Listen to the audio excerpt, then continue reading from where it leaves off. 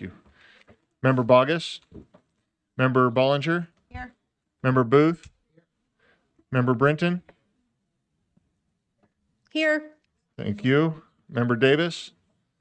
Member Earl? Member Green? Member Hall? I'm here. Member Kelly? Here. Member Bogus? Yep. Member Carey? Here. Member Lear? Member Longacre? Member Reel? And Member Wood? Yes. Okay. Board members, I don't know if we even got to half of our agenda yesterday, honestly. We did a lot of work yesterday, and we've got a lot of work to do. And today, we've also have a lot of work to do. I guess I'm preparing you here is we're going to have to jump around because of schedules. We don't have all of our numbers. And so we do want to begin today. I know that we have our strategic plan on the agenda as first, but due to some needs, we want to tackle an item and I don't know what agenda item it is. I'm going to turn it over to Chair Carey from Law and Licensing, and he can set that up, but that's where we're going to start today. So Chair Carey, please. Thank you, Chair Hymas. This will be agenda item 10.5, R277-301, educator licensing. And Chair, I think Dr. Height would be prepared to address that issue. Oh, and the motion before the board is that the board approve R277-301, educator licensing draft 2 on second and final reading.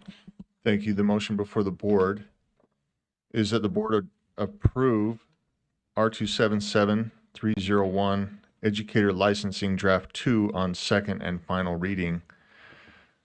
I know that you're here. I don't have any lights on. Doctor. We just got here. Well, you just pushed the button. All right, so I might have to push. Okay. We'll have a motion as well on this one. Is there a different motion than, is that what you're saying? Sorry. There's an amendment to be made. Okay. Vice Chair Bollinger. Thank you, Chair. I do have an amendment that I would like to propose. So I'll make the motion, and after a second, I'd like to speak to it. I would like to make a motion that the board amend draft 2 beginning at line 295 to read 10, an individual holding a professional license and a license area of concentration in elementary education, secondary education, CTE, special education, or deaf education may earn an additional professional content area endorsement through A, passage of a content knowledge test or competency exam approved by the superintendent, B, demonstration of any content endorsement specific safety competencies, if applicable, which may include lab safety or CPR, and demonstration of pedagogical content knowledge in the new content area as verified by the educator's LEA supervisor or designee. The motion's been stated. It's before us. Do we have a second? We have a second. Back to you, Vice Chair Bollinger. Thank you so much. And I don't want to rehash too much for those of you that were able to listen to our Law and Licensing Committee when we first were making amendments on this. But over the past several years, there's been some concerns about our licensing rules and how they've impacted students and teachers. For example, a special education teacher who has a K-12 license just graduates out of their program, and if they are licensed to teach K-12, but if they teach secondary mathematics, special education, they're required to go back and get an endorsement in mathematics. And the unintended consequence of that is that one, teachers have been leaving special ed because they don't want to have to go back and take 32 credit hours of mathematics, and or once they do, then they leave special education and go become a math teacher. So that's just one example. Another example is a teacher that teaches 6th grade at an elementary school, and they're teaching all the content areas, and let's say that they love socials or science, let's say science, and then they move to teach 6th grade science at a middle school in another district. They're now required to have an endorsement in secondary the science or middle school science. And so with that, it requires them, again, to go back and take additional content classes, and requirements for even pedagogy classes when it was the exact same standards that they were just teaching in their previous job. So I've had several teachers reach out, administrators reaching out, districts reaching out concerned.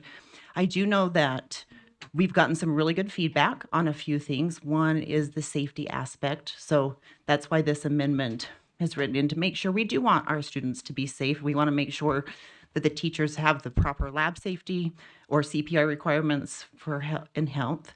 We also want to make sure that they do have the pedagogy skills available, or that they are talented in those. But I will say that this is for professional licensed teachers only. So this is not just somebody coming off the street. This is somebody that's already been teaching. And then this does not take away from the current competency pathways. So a teacher could choose to still do the other competency pathways. They could take the courses, they could take the micro-credentials, but this allows them a pathway. And just, we've talked about wanting to reduce red tape for teachers, and I believe that this motion would help accomplish that. So I would ask that you consider passing this so we can make sure we can meet the needs of our teachers and keep highly qualified teachers in our schools, which benefit our students. Member Bogus. Thank you. I have a motion to amend. I would just move to strike CTE, and with a second, I would love to discuss why. Do we have a second? Not hearing any. Let's continue. Member Davis. Question for the motion maker, Chair, if that's okay.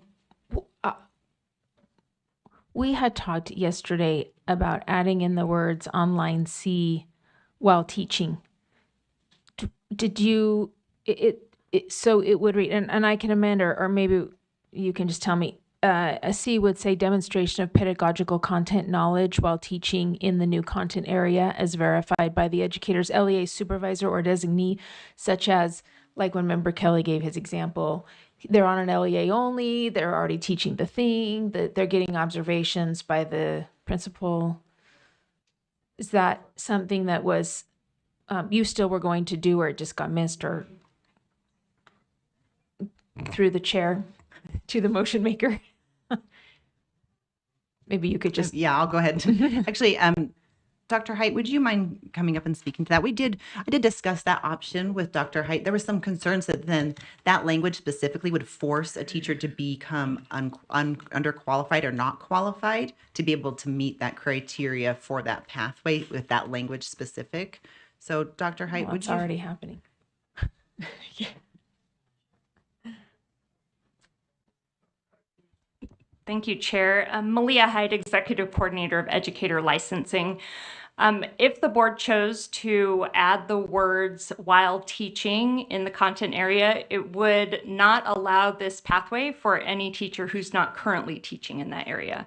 So if, say, a math teacher was wanting to add physics as a physics endorsement, they would have to be assigned as a physics teacher before they could earn the endorsement, which would require every person that is using this pathway to teach underqualified before they could use it. Okay. It's kind of hard because only, Member Kelly.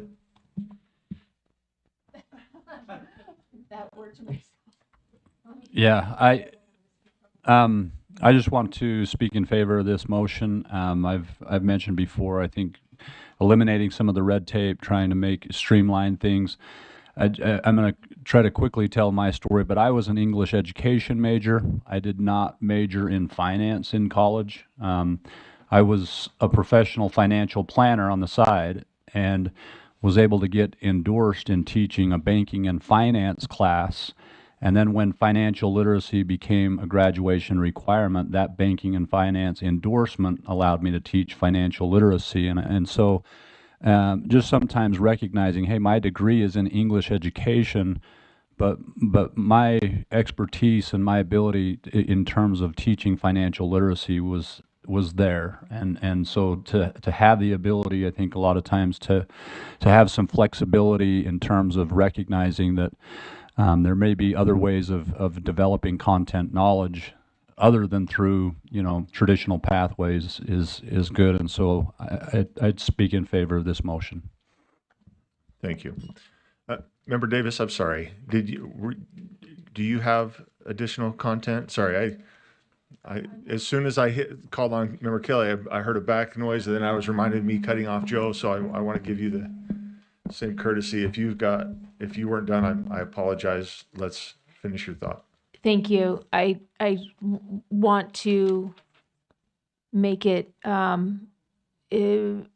approachable and streamlined so that we don't have to have a teacher who's a licensed teacher go through the whole entire 8 micro-credential situation. If my preference would be if it was teaching in a closely related area. But since we took out that notion of teaching in a closely related area, now we're looking at a bigger jump to the new content area. So I would have been comfortable with demonstration of a pedagogical content knowledge while teaching in the content area for people on LEA only licenses, for people on in that endorsement area, for people like Member Kelly, with then the option for those who aren't doing that, because it's hard to show that you have pedagogical prowess in something you've never taught and nobody's ever observed you. So the principal might say you have it, but if they never see you teach it, how will they know? So I'm more comfortable with that group of people using this, and then people who want to make a big jump from math to social studies or, English to science or what have you, then having the option, if they're not going to start teaching in that area on an LEA only, then you have them take a pedagogy course. So maybe I'll put it in and then it will fail and we'll move on. If it does, that's fine, but maybe I'll just amend that we add the words online C, demonstration of pedagogical content knowledge while teaching in the new content area. So there's a motion to amend the amendment here. Am I getting some feedback? Can you guys hear that? We were a little low yesterday. We're a little high today. I don't know if we can get that adjusted.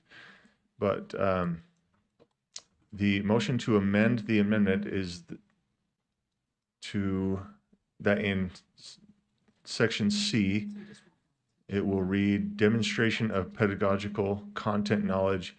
Now we're adding by teaching in the new content area, ... Do we have a second? Only way you can do that. Second, back to you, Member Davis, to speak to this.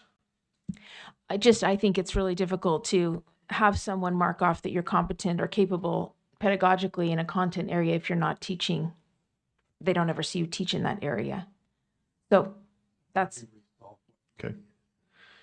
It's already happening. People are teaching on an LEA only license right now, or like what Member Kelly was teaching. We've got a question from Vice Chair Bollinger.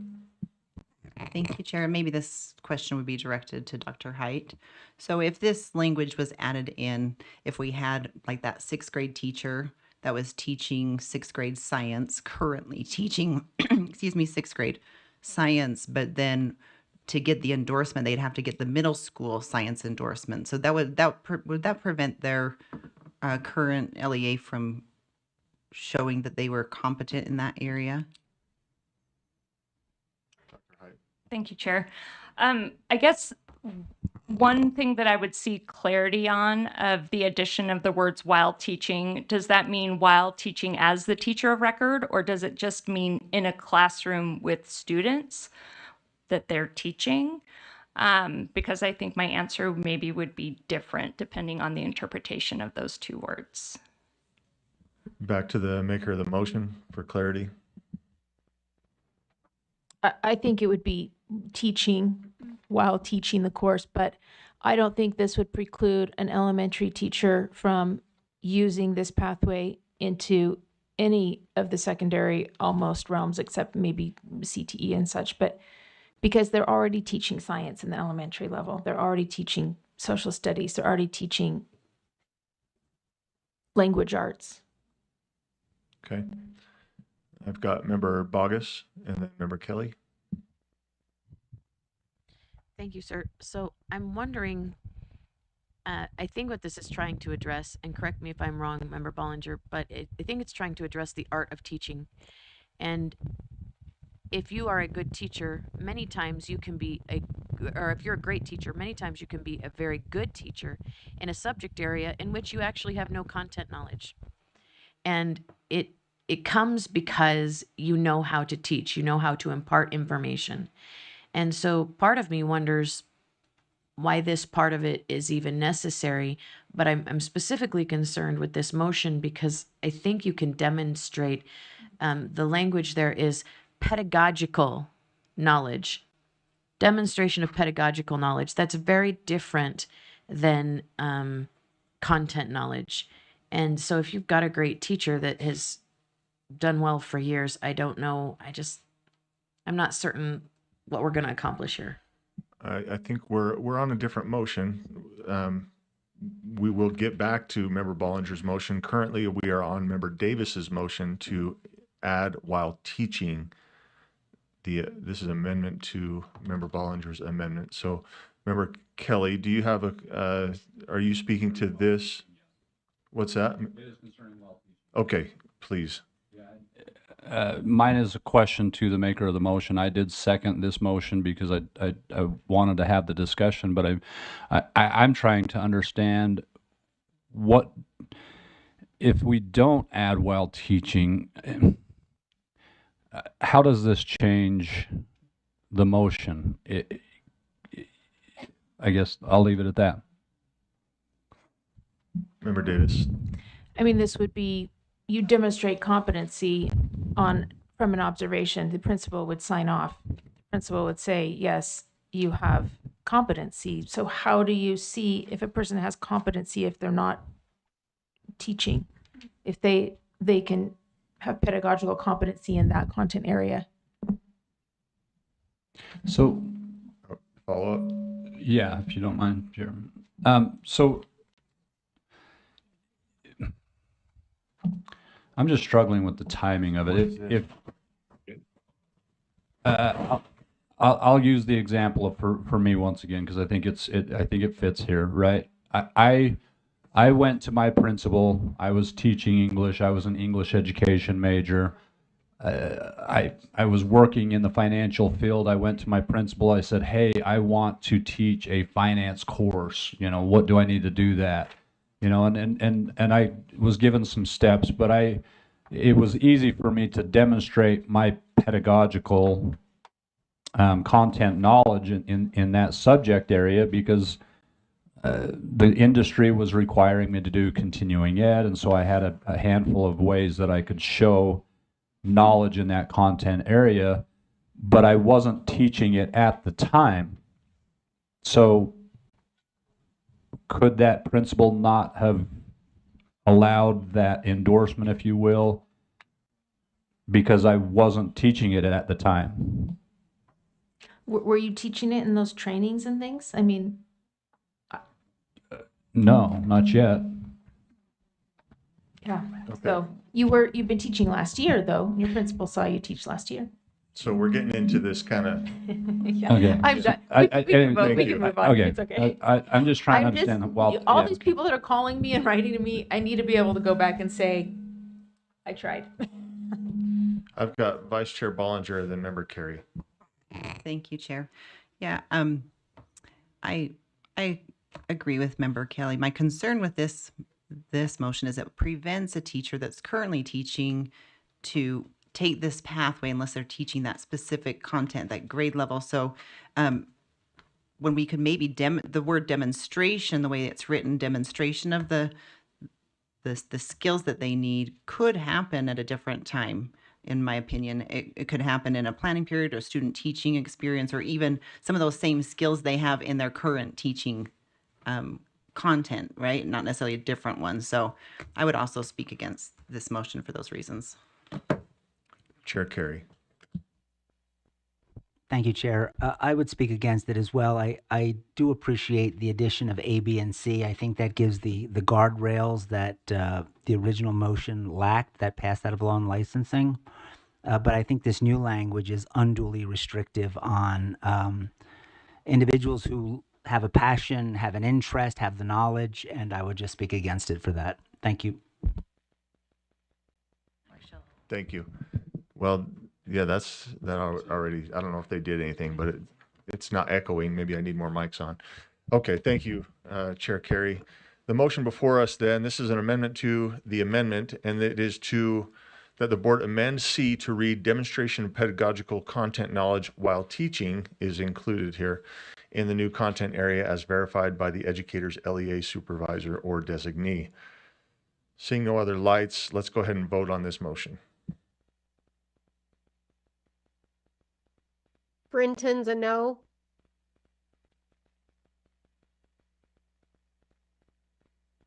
Member Brinton?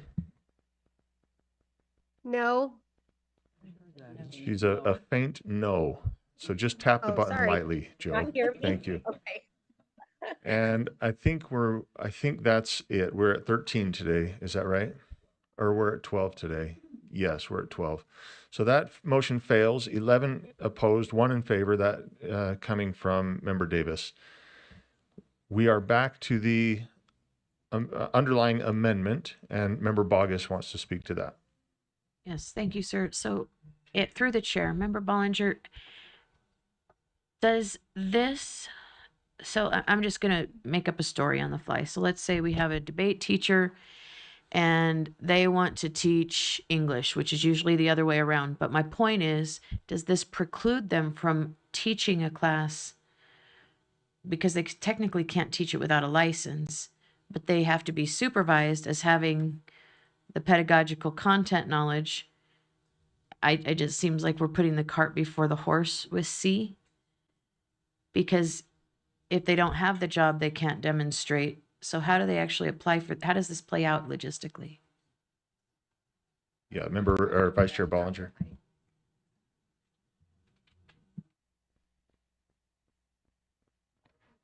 Yes, Chair, thank you for the question through the chair. So somebody could demonstrate that they know how to teach a particular content area using content-specific pedagogy while not the teacher of record. Every single student teacher does that. They're not the teacher of record, but they're showing somebody who is assessing them that they can teach that content area. So can they just go in and sub then and get this license? Is that kind of what we're talking about? Could potentially do it during, as Member Bollinger said, during a planning period or in some other experience where they're in a classroom with kids demonstrating that they can teach that content area, but maybe are not the content teacher, the assigned teacher of record at that time. Okay, so would a teacher be able to, dare I use the word, be innovative and add a class? Mm-hmm. They don't have the credential, but somehow they're going to get this credential before that class begins. That is a conceivably possible thing. Yes. Okay, thank you.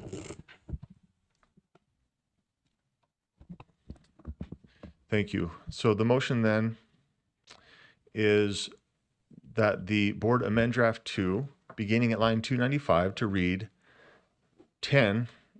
An individual holding a professional license and a license area of concentration in elementary education, secondary education, CTE, special education, or deaf education may earn an additional professional content area endorsement through A, passage of a content knowledge test or competency exam approved by the superintendent, B, demonstration of any content endorsement specific safety competencies, if applicable, which may include lab safety or CPR, and C, demonstration of pedagogical content knowledge in the new content area as verified by the educator's LEA supervisor or designee.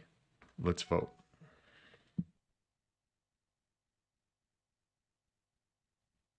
Member Brinton? Yes. Thank you. We've got you as yes. Thank you. That passes 12 in favor, 1 abstention, and that coming from Member Davis. Okay, this takes us to our underlying motion. And that is that the board approve R277-301 Educator Licensing Draft 2, apologies, as amended on second and final reading. Seeing no lights, let's vote.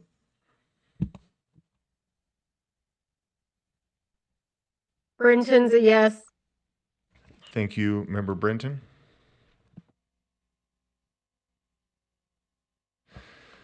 That passes 11 in favor, 1 abstention, 1 no vote. The abstention from Member Davis, the no vote from Member Bogus. Okay.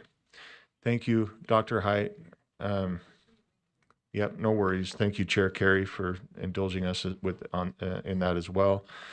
We are going to go back to our strategic plan as on the Friday agenda, and I'm just going to speak. I mean, we just came away from a 2-day workshop on this, and from compiling all of the notes that were shared with us, I see this right here. Kelsey, are you taking over at some point? Are we ready to just move forward? I see this graphic here. Vice Chair Bollinger wants to make a motion. I just saw this graphic and wondered, usually that's like presentation time, so I didn't know. That is appealing. Thank you. Okay, Vice Chair Bollinger. Thank you, Chair. I would like to make a motion that the board approve the following goals as part of the board's strategic plan. 1, elevate student learning. 2, promote educator quality and effectiveness. And 3, optimize oversight and accountability. And with a second, I'm happy to speak to it. Okay, back to you. Thank you, Chair. As you know, we all spent a lot of time together working on trying to come up with some goals, and you've all seen in backup the feedback and from the work that we did, and it was clear that these were the top 3 that we all felt as a top priority. And so I really feel like this would be a great way for us to focus our efforts and make these as leverage points to help improve education here in Utah. Okay, so the motion is that the board approve the following goals: elevate student learning, promote educator quality and effectiveness, and optimize oversight and accountability. Member Booth. May I just ask a question?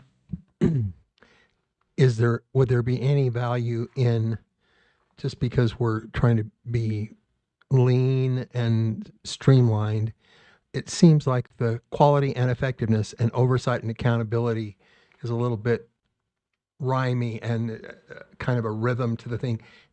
What's the difference between quality and effectiveness? What's the difference between oversight and accountability? Could we, on at least one of those, get rid of the extra word and just to promote educator quality or promote educator effectiveness and optimize oversight or optimize accountability? Or just a question in the spirit of less is more. Is that to me or to you? It's to me. It's to Member Bogus. Well, as maker of the motion, yeah. Then I'll get to Member Bogus. Yeah. I'm open to suggestions. This was the wording that came out of our working group, so I would open that up to the whole board. Member Bogus. Thank you, Chair. So, in response through the chair to my friend Randy over here, you can have a very well-trained educator. Like, they have many degrees, but they're not effective in the classroom. So they juxtapose. They don't actually go together. That sometimes you can have a lot of training in a content area and you have to hone your craft on the other side. And then oversight is different. So oversight would be what we do here. Accountability is the response to that oversight from the LEAs. And so they too go together, but they're two different things. Thank you for that clarity, Member Bogus. Okay. I think we can vote. Voting is open. Member Brinton? Yes. Thank you.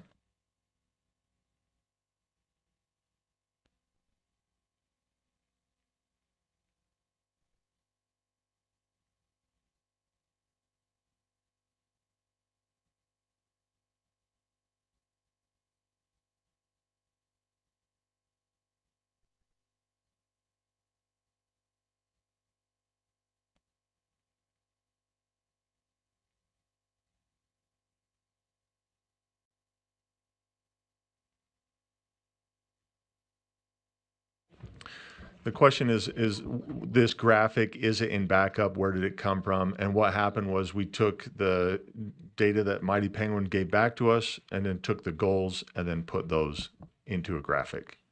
Okay, and where is this other one over here on the right? This is the motion stuff. The motion?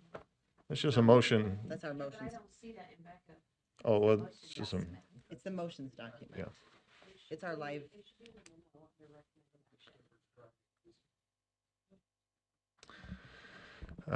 Do we need one more vote, or are we good at 12? So I have a question, sorry. Are we adopting all those things underneath? Because I don't see this. Hit your button, please. I'm so sorry. You got it. There you go. So I just don't see this. I see lots of words, and I thought we were just voting on these words, but in here, there's lots and lots of words, and I don't want to vote for those words. We hear you, Vice Chair Bollinger. Yeah, thank you. Thank you. No, thank you for that question. And what we've decided to do is, these top things are the goals. The other words that were listed are priorities. And we decided to separate those. So our plan is to then discuss the priorities separate from the goals. We just wanted to work on adopting the goals first. And then we will spend time on those. So, we're chunking. We're chunking. Are there any, with that, we'd already voted. It passed unanimously with 12. I'm not sure who we missed. But remember, Davis stepped out. Then she stepped in and said yes. Do we need to rethrow the vote up there? Okay. With that, are there any? Yes, so then we're going to go to, can I speak? Yes, Vice Chair Wood. Okay, so I had recommended that we get to this point when I talked to Superintendent Hart. This is still not enough for her to take back to staff and begin work. So she would like some more direction from us. So my recommendation would be is we go to the priorities that came out of this body from our work group on Elevate Student Learning only. These are the 4 priorities. We mess, play, do to our heart's content for 20 minutes. And then wherever we are, we have to stop because we still have half an agenda to go. So that's the direction that leadership would recommend. But of course, it's all up to the body. So does everybody have access in backup? I know this was sent to you by Mighty Penguin. This is also in backup. You've got 4 priorities underneath the Elevate Student Learning, and that's the first goal. You see them on your screen as well. And so these are the ones. Did you put forth a motion to put these? No, we're just kind of explaining. So there's no motion yet, but these are the 4 that came out of our workshop. So I'm going to go to Member Bogus, and then we'll continue on. Thank you. So I would move that we just strike that one on the bottom. That wasn't really discussed in our group, and then we'll just do one motion at a time. Okay, so the motion is to strike close learning gaps with support for timely learning intervention initiatives and programs. Do we have a second? I'll second that. Back to you, Member Bogus. So when we talked in our groups, we talked about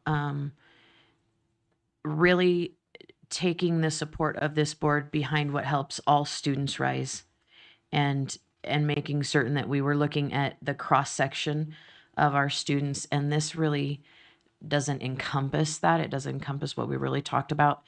And I think if we're going to talk about priorities, I think 3 priorities are good. And I love support for kids, but I just think this is not in the space we want it to be in. Vice Chair Bollinger. Thank you, Chair. And if I may, through the chair to Member Bogus, I believe that Mighty Penguin, when we spoke with them, that this last one was originally a whole separate goal.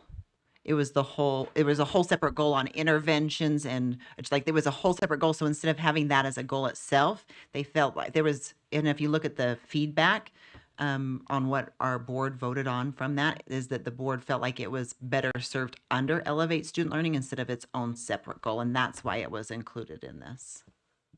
Can I ask a question to the maker of this motion, if you're willing, Christina? This vote right here, and this is relevant to the motion, this vote right here will be determined if you plan to mess with the third one. Are you planning to make any?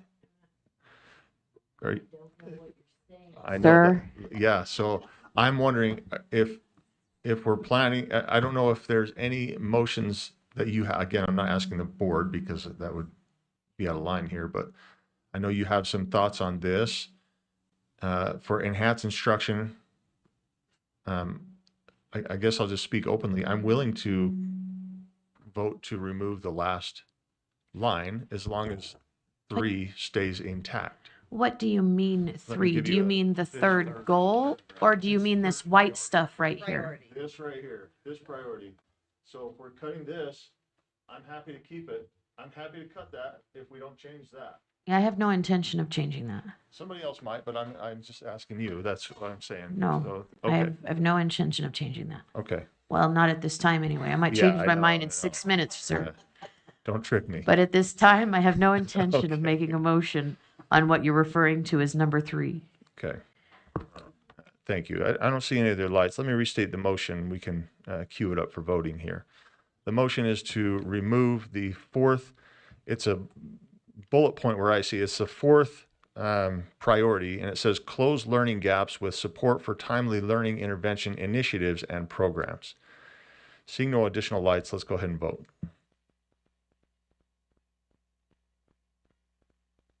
Member Brenton? Yes. Thank you, Member Brenton.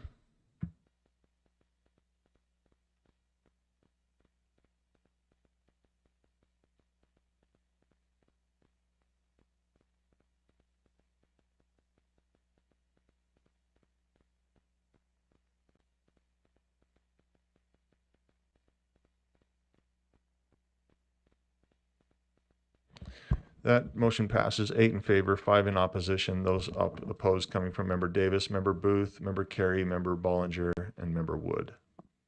Okay.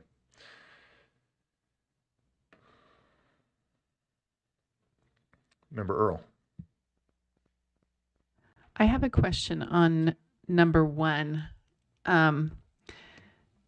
We're simplifying standards that define knowledge, skills, and expectations for students, educators, and parents. What standards do we define for parents? Vice Chair Wood. I'd like to speak to that because I really wanted to wordsmith this one. And I was told, this is what came out of committee. Let's not wordsmith out of the workshop. Oh, sorry. okay. Sorry. Until we get here. Because I think the point of this one is that we're simplifying standards that define knowledge, skills, and expectations, but we're trying to create them in such a way that educators and parents understand how they're used and can apply them, and as they go out, they can see what their children are supposed to learn. So I even told my husband this morning, I said, I need Member Bogus to help me wordsmith this. Speak so that it says what it means, right? Because it doesn't. That's why I'm looking at It that. I'm doesn't like, I don't say what we understand need this. it to mean right now. Because So- we don't do that. Right. So that's why it's like, Well, you were busy in a meeting at 8:00 this morning, so. Are you serious? Yeah. Oh, that's right.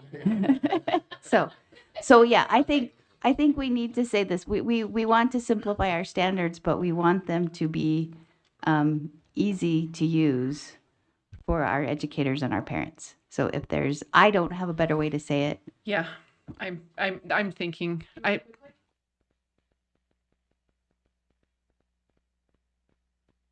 Through the chair, we're going to do bad brainstorming in public. What if we structured our standards to encompass the knowledge, skills, and expectations for students while enhancing the understandability for parents and ease of use for educators? Well, we can take out some of the adjectives. They might be superfluous, superfluous,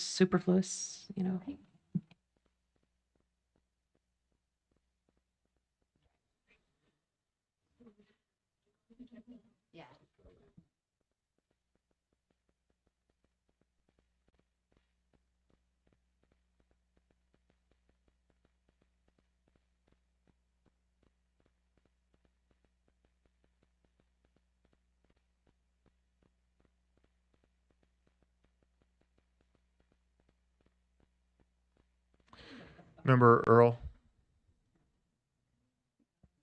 Hold on a second. There was a lot of work done in the 30 seconds that I asked Superintendent We Hart a actually question. voted on it while you were doing whatever you were doing. It sounds like it, yeah. Good, let's move, let's adjourn then. So there's an amendment here? Is that what I'm looking at? I don't know. Is there a motion? Oh, you're working on, okay, there's no motion. Member Earl, go ahead. Where's Christina said something, but I don't know where it's. Right there. Oh, no. Knowledge, skills, and expectations for student learning.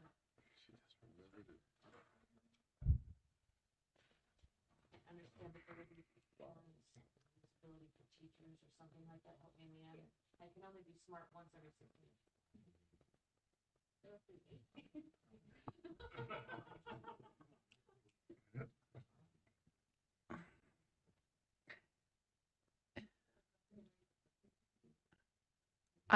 Okay.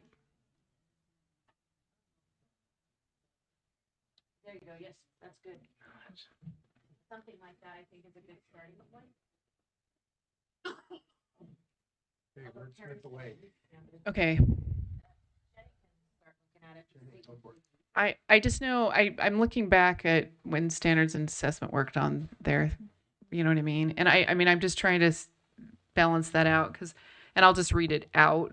And it's not perfect, but I mean, maybe between the combination of some, originally we put, well, this is last year, supports the design of academic standards and measurement tools to elevate educational excellence, resulting in mastery of foundational knowledge, application of logical reasoning, and achievement of personal goals. And those three pieces seem to be that foundational knowledge needs to be built, right, in our standards. Then it needs to, I mean, I'm just using what we had here, but I don't know if there's a way to kind of work that in. Then there's application of the reasoning, so being able to reason. And then that should lead to the personal goals, which seems to encompass more. But I'm just throwing that out there. Copy and paste it. Okay, Member Kelly? When I'm looking, simplify seems to be the key word in what the original was, and I feel like we're the simplify part of it. We're wanting to keep it simple and make sure that educators and parents understand what it is that we want their students to learn. So I'd like to see simplify. Anyways,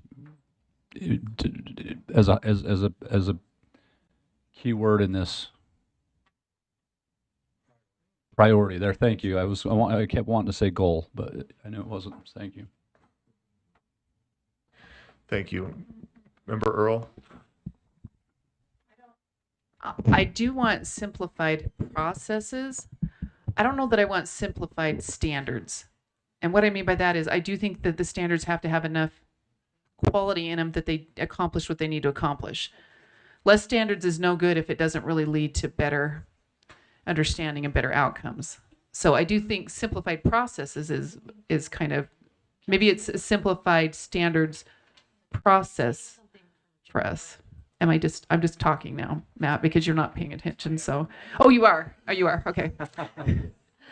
So, anyways, yeah. So I think one of the problems with standards. Member Booth, you can't just go off like that. You gotta Can't discuss like human beings. you gotta hit the button.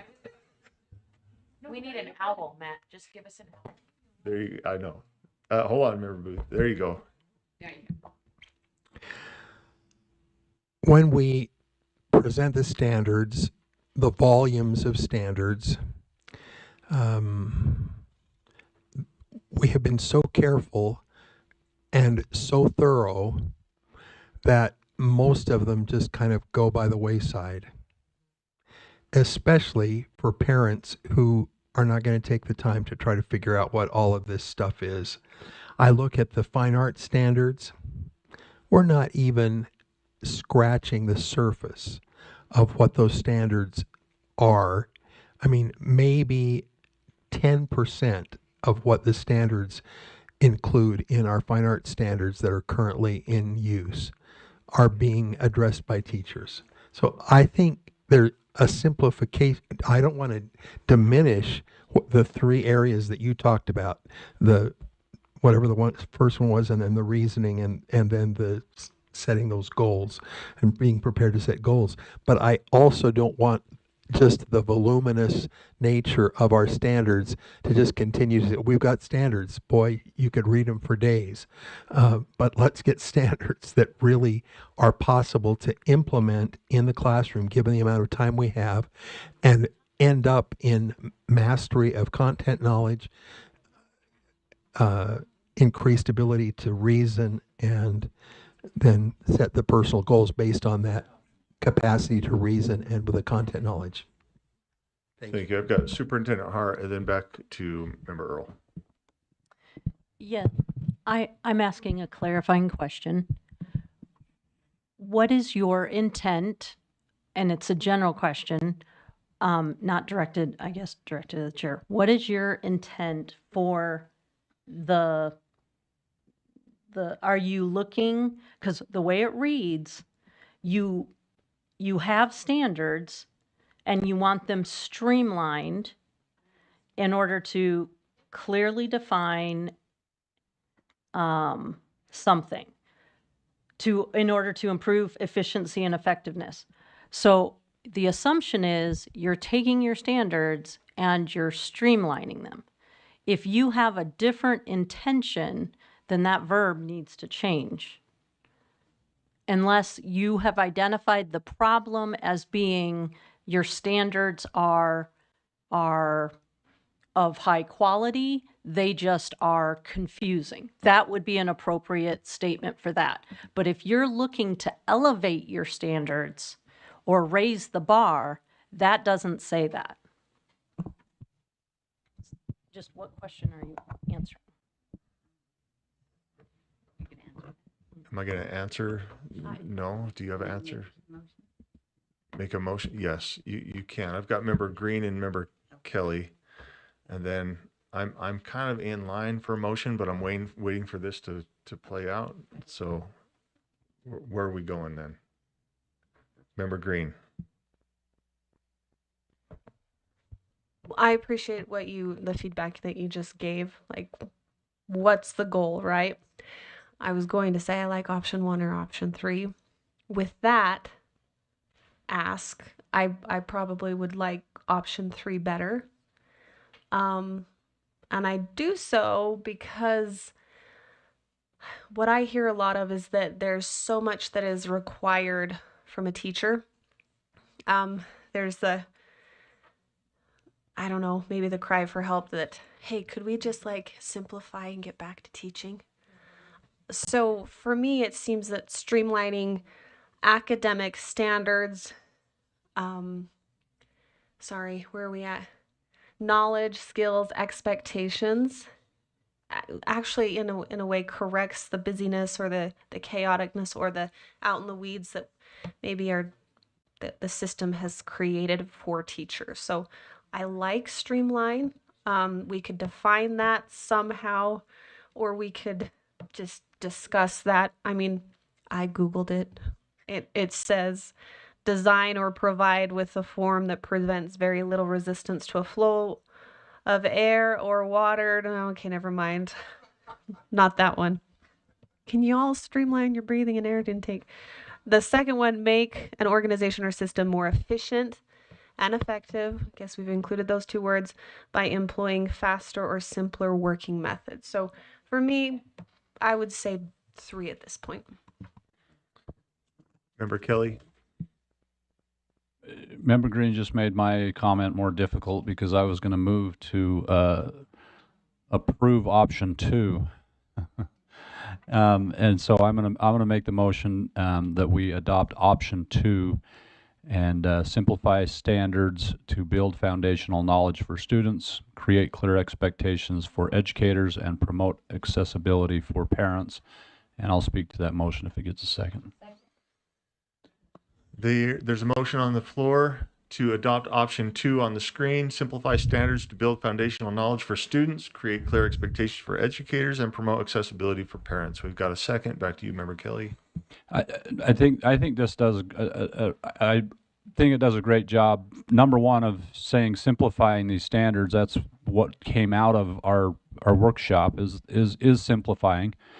But I think it addresses what we want our students to have, which is foundational knowledge, what our expectations, clear expectations for our educators, and then promoting accessibility for our parents, making sure that our parents can access and understand these standards. So I think it's a good representation of what we're shooting for here.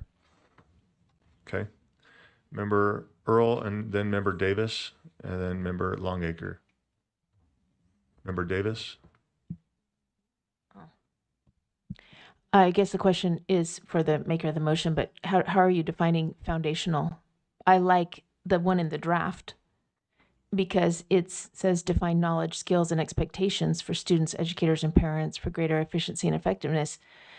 That could be more than foundational. That could be really exceptional standards that go beyond. So I guess it depends how you're defining foundational. Okay. I've got Member I don't have a response from the maker yet, but I've got Member Longacre. Yeah, thank you. I'm all about simplifying, but I feel like when we have simplify and standards together, to me, it feels like we're lowering the bar a little bit, and maybe that's just my interpretation. If we want to raise the bar in education, is there some other word? For once, words matter. So, yes, we want it simplified, but is that the right word in that context right there? Just a thought. Okay, Member Kelly.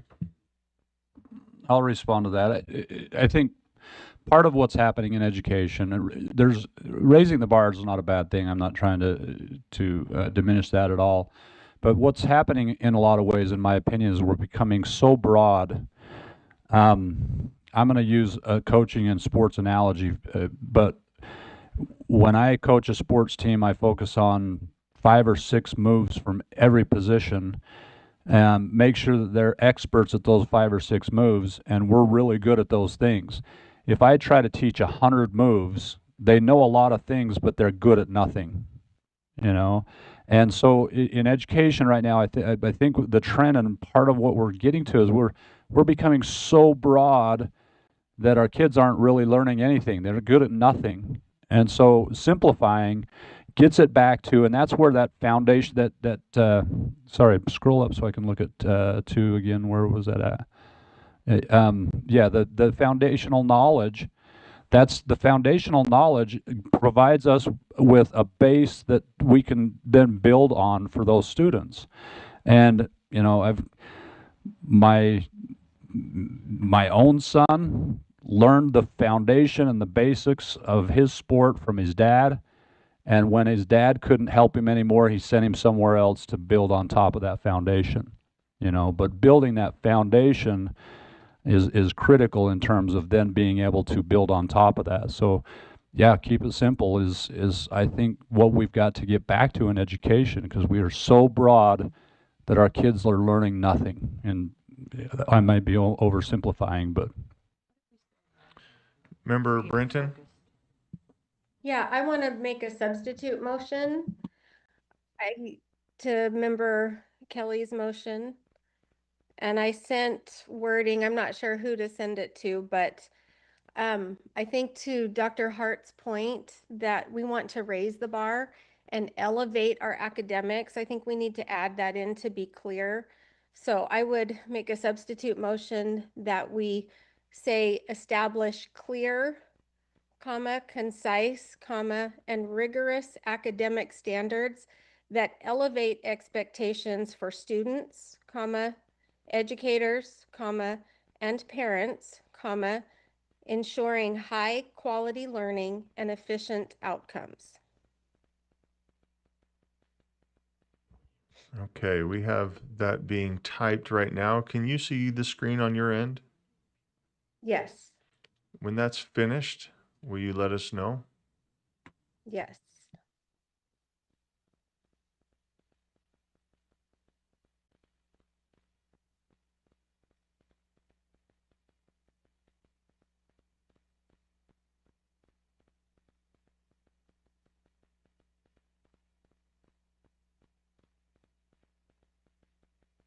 That looks correct. Okay. Do we have a second? We have a second. Back to you, Member Brenton. Well, I just really, I think I spoke to it already. I think we want to send the message that we want to raise the bar across the state. And while we do want clear, I think this speaks to it better, that we want clear standards that are easy to read through, but not simplified like we're dropping the ball more. We want to elevate our learning. So, Thank you, Vice Chair. and Oh, some sorry, more go ahead. wording on that, I'm open to, that, so. Sure. Vice Chair Wood. So I love the clear, the concise, and rigorous academic standards. I have a concern that we've kind of circled back to the problem we had with the very first one. We don't get to set expectations for our parents. That's not our role. And so we've once again circled back to that problem in terms of leaving it all in the same line. But what I love about option number 2 is that it created those separation between what we're doing for our students, what we're doing for our educators, and what we're doing for our parents. Vice Chair Bollinger. Thank you, Chair. I'm not going to address what you had just spoken about, Vice Chair Wood, but I would like to make an amendment to this. And I would like to add in, after the word elevate, add in knowledge, comma, skills, comma, and. So it would read that elevate knowledge, skills, and expectations for students. And then strike and efficient outcomes. I'm not sure how efficient outcome. Oh, sorry, I should ask for a second before I speak to it. Well, let's make sure it's on this. Let's make sure it's on the screen correctly. You want to strike? Yeah. Strike efficient outcomes and then add knowledge, comma, skills, and after the word elevate.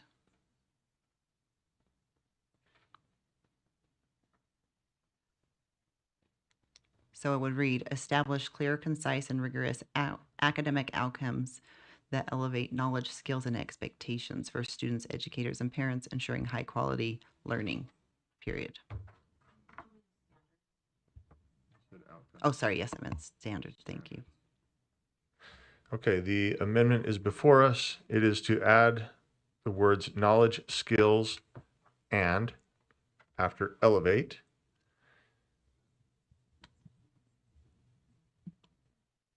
And strike efficient outcomes. Do we have a second?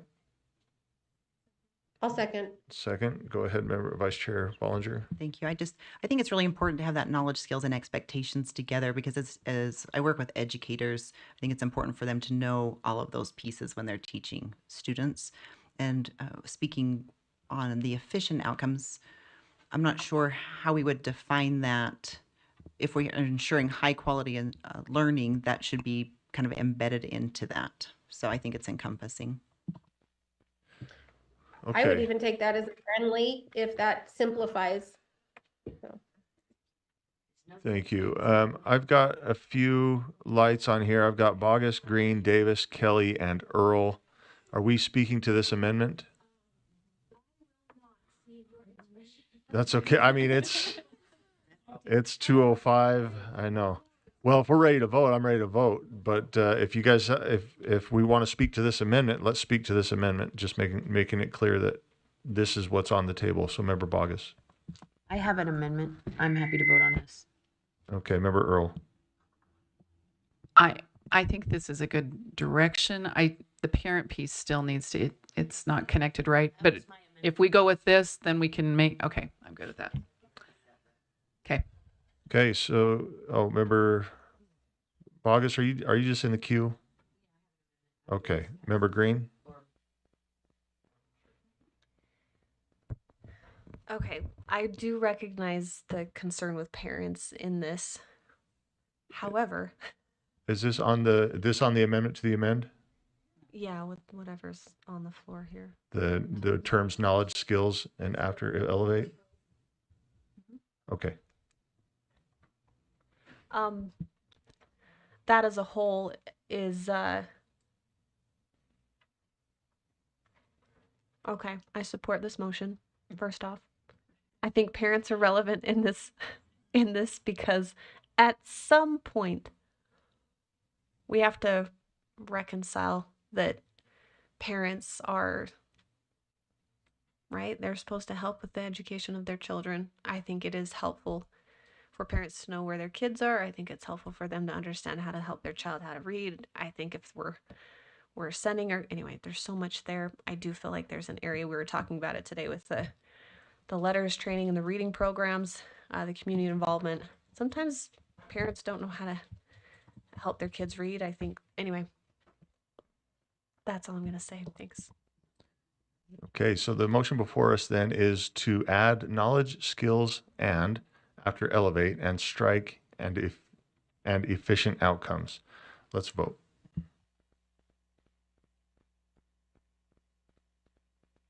Member Brinton? Yes.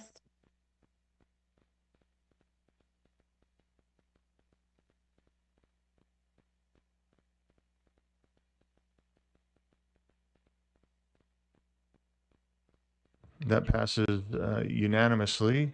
With those present, we have 2 absent.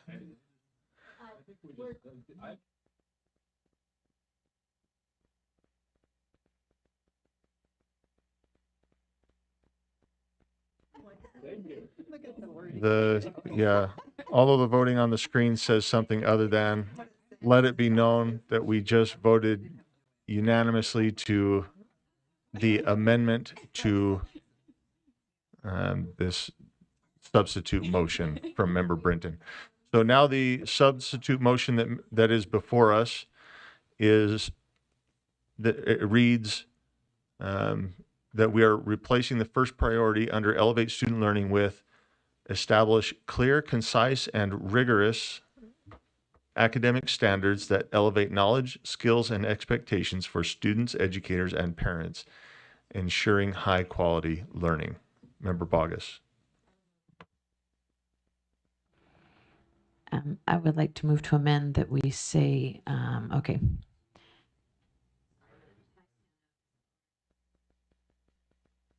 It's hard to read up there. So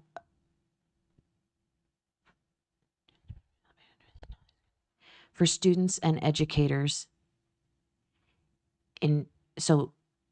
strike the word and parents for students and educators, ensuring high quality learning and parental accessibility. It's hard to do that in a motion when you write it on a paper. I'm sorry.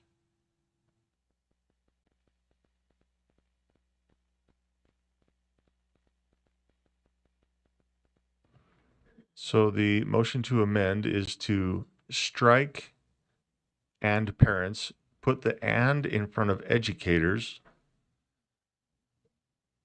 and then after ensuring high quality learning, insert and parental access. Parental accessibility.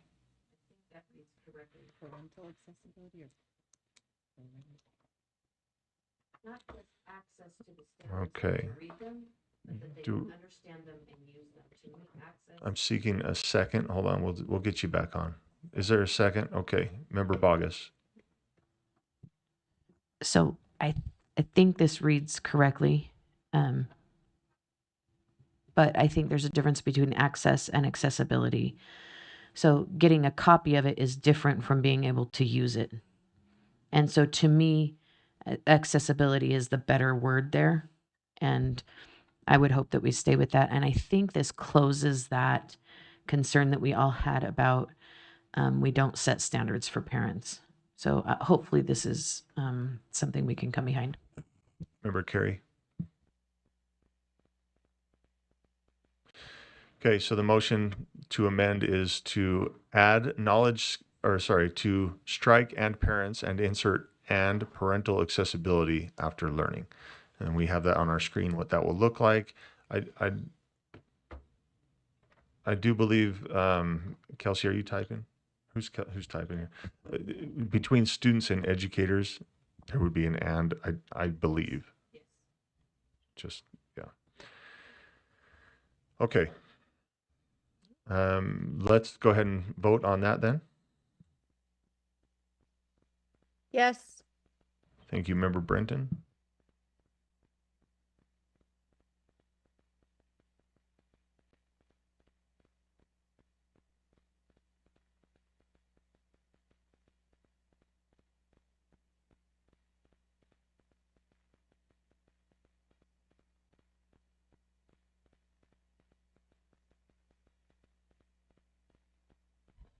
Okay, that passes unanimously. I'm going to jump in. I've had a motion just waiting here for, actually, we're still on this. I can't. Okay, Member Carey, go ahead. You got a motion, or is it on this one? Or oh, sorry, that passes unanimously. 13 in favor, 2 absent. Okay, so we need to vote on this one then. We've got a substitute motion by Member Brenton. It's been amended twice now, and here's what it reads. So the sub motion is to replace the first priority under elevate student learning with establish clear, concise, and rigorous academic standards that elevate knowledge, skills, and expectations for students and educators, ensuring high quality learning and parental accessibility. Member Kelly, go ahead. I just want to make I think we're moving away from simplify in this motion, and I think that we've got to get back to simplify. Okay. Seeing no other lights on this motion, let's go ahead and vote. Yes. Thank you, Member Brenton.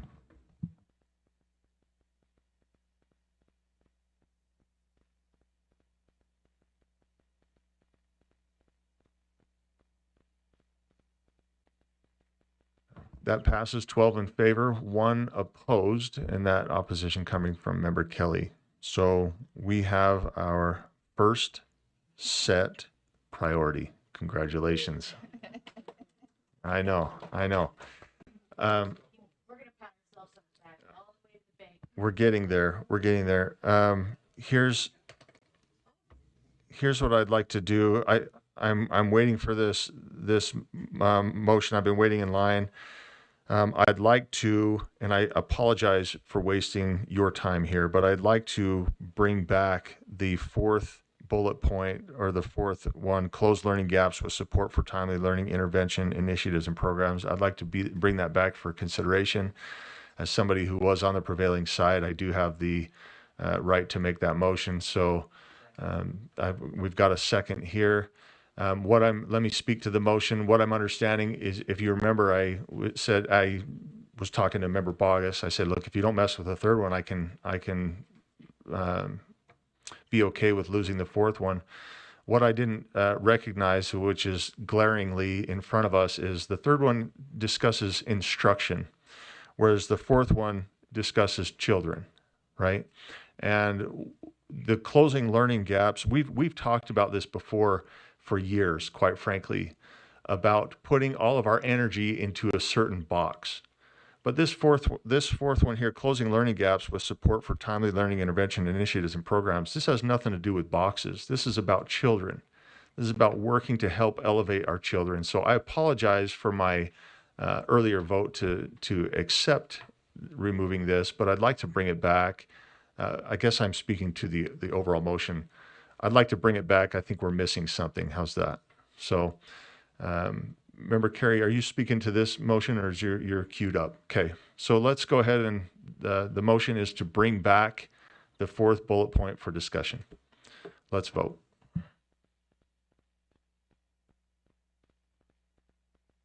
Member Brenton? Yes. Thank you. Tone down the enthusiasm next time. Can I speak to it after? Of course, yes, that passes 11 in favor, 2 opposed, those opposed being Member Kelly and Member Bogus. So I'm going to bring a motion forward then, so that, because there's no, the motion was that we're bringing back, and help me understand Robert's rules here. We brought this back. Does that go back to the motion that Member Bogus made to strike, or can we make a new motion? Reconsider the motion. So the motion is to remove. No, that's helpful. That's the question I was asking. So the motion that's before us, because we're reconsidering this motion, is to remove closed learning gaps with support for timely learning intervention initiatives and programs. So before we vote, Member Brenton, you wanted to speak to that. Go ahead. Yes, I know it is so important to have learning interventions and initiatives, and I don't want to discount that. I think my concern is just that has been the focus. It feels like for so long that we are leaving the high achievers and the regular kids kind of behind, with a focus on not letting people fall through the cracks. And so I mean, and that maybe our first, what we've just passed, it helps address that we want rigorous, raising the bar, elevated standards as well. I just want to see everyone rise. So that's my concern, that we shift the focus to all students, not just focusing so much on those that are behind. Thank you.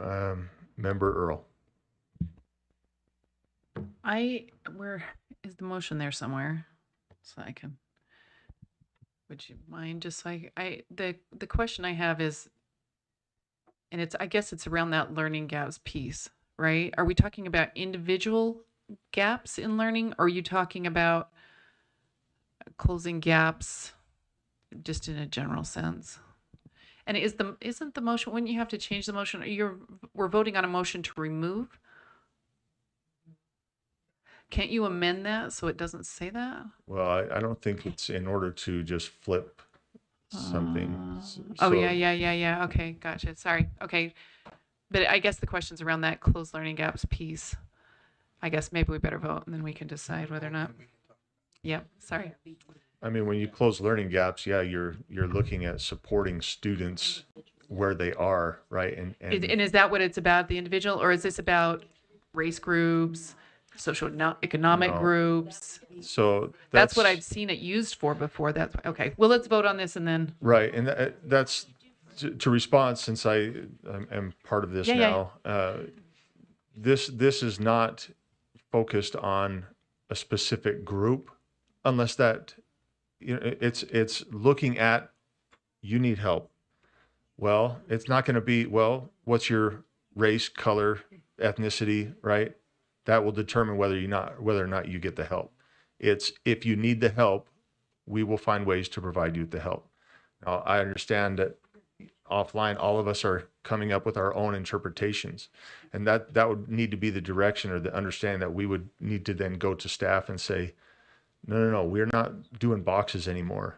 Okay. Right. Okay, that's where my question went. That's where I went with this. So I just want to, maybe we'll have to put a clarifying piece in it, but we can go ahead and vote. So the motion then is to remove close learning gaps with support for timely learning intervention initiatives and programs. Let's vote.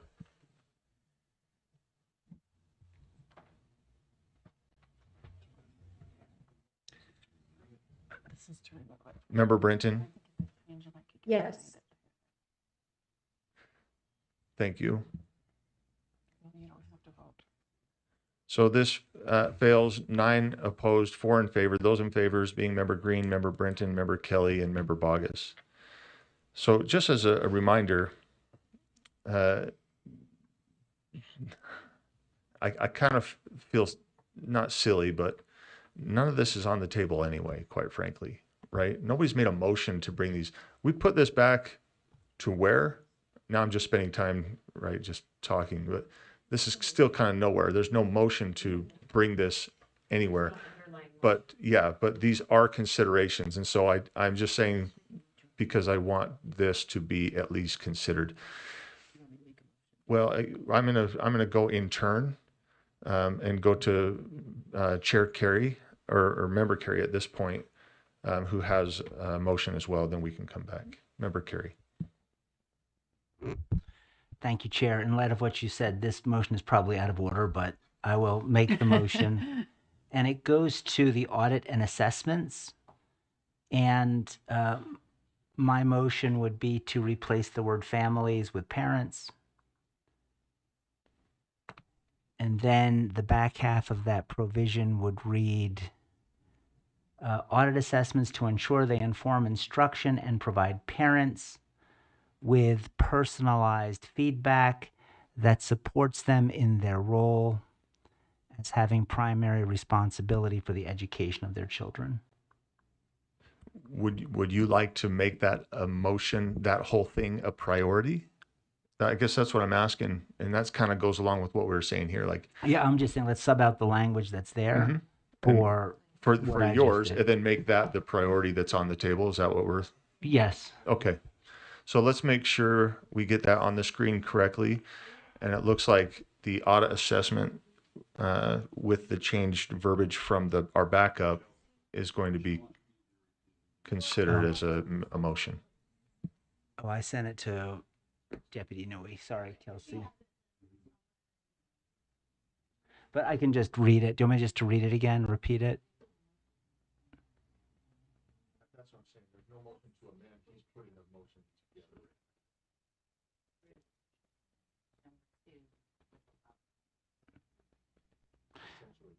Yeah, the motion would just be to put in this language instead of what's there. So it would read audit assessments to ensure they inform instruction and provide parents with personalized feedback that supports them in their role as having primary responsibility for the education of their children.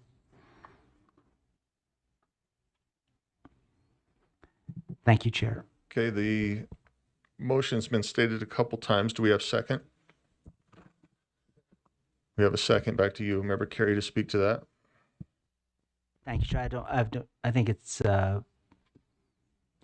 I think the language is clear. Thank you. Okay, so the motion before the board then is to add, I'm going to say add the following priority. Audit assessments to ensure they inform instruction and provide parents with personalized feedback that supports them in their role as having primary responsibility for the education of their children. Member Bogus. Thank you, sir. I'd like to make an amendment. I move that we strike the words inform instruction and insert the words evaluate core content knowledge.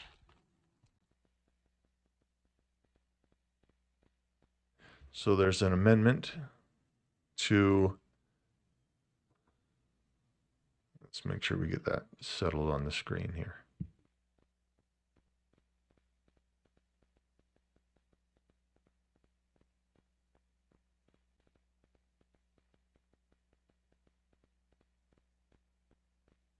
Instruction and to insert the words evaluate core content knowledge.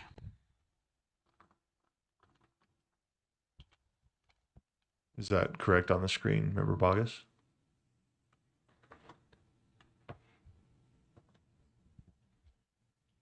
Sorry, I can't really read it on either screen.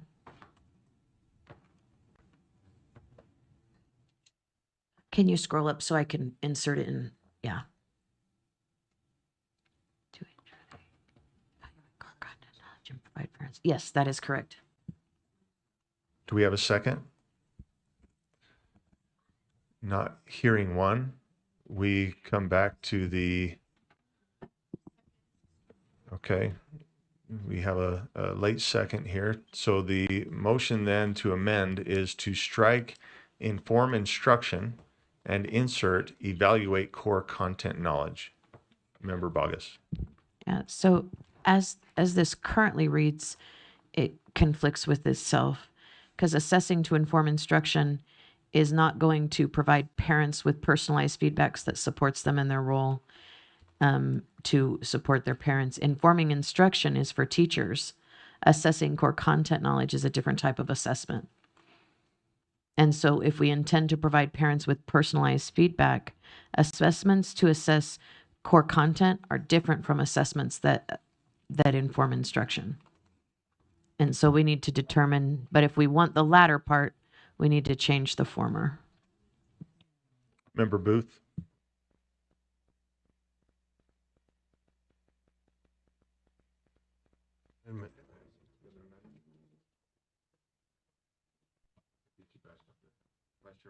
Yeah, I'll take over. Yeah. You have an amendment to this to this? Okay, go ahead.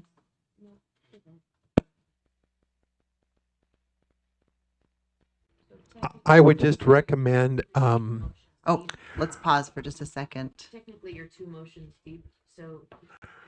okay, so that's why I said I need to wait, because I think we've got to vote on her.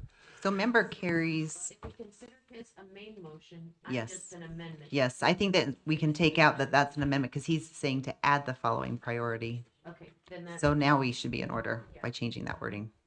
Okay, go ahead. Okay, so I would like to consider deleting about 4 words. So it would read, provide parents with personalized feedback that supports them in their cut, and go from their responsibility for the education of their children. So it Okay, so I'm cuts- going to pause for just a second. Do you, because member Bogus's amendments on, should we work through this one? Because you're trying to change different wording than what's on the table right now. That's what I thought. Okay, so, so you're not amending her amendment. You're just ready for, okay, so we're back to member Bogus's amendment. Does anybody want to speak to that? Member Green?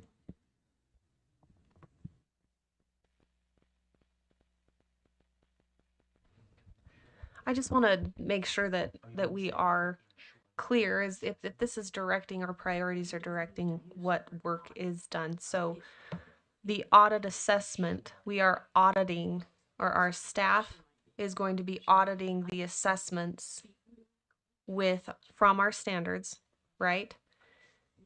To evaluate core content knowledge. So if they do that and they give us a report, is that what we're looking for them to do? And that's just a general question. Like, we understand that that's what we are actually asking. Like, this is an action for our staff to be guided by. So versus, well, instead of ensuring assessments, for example, ensure assessments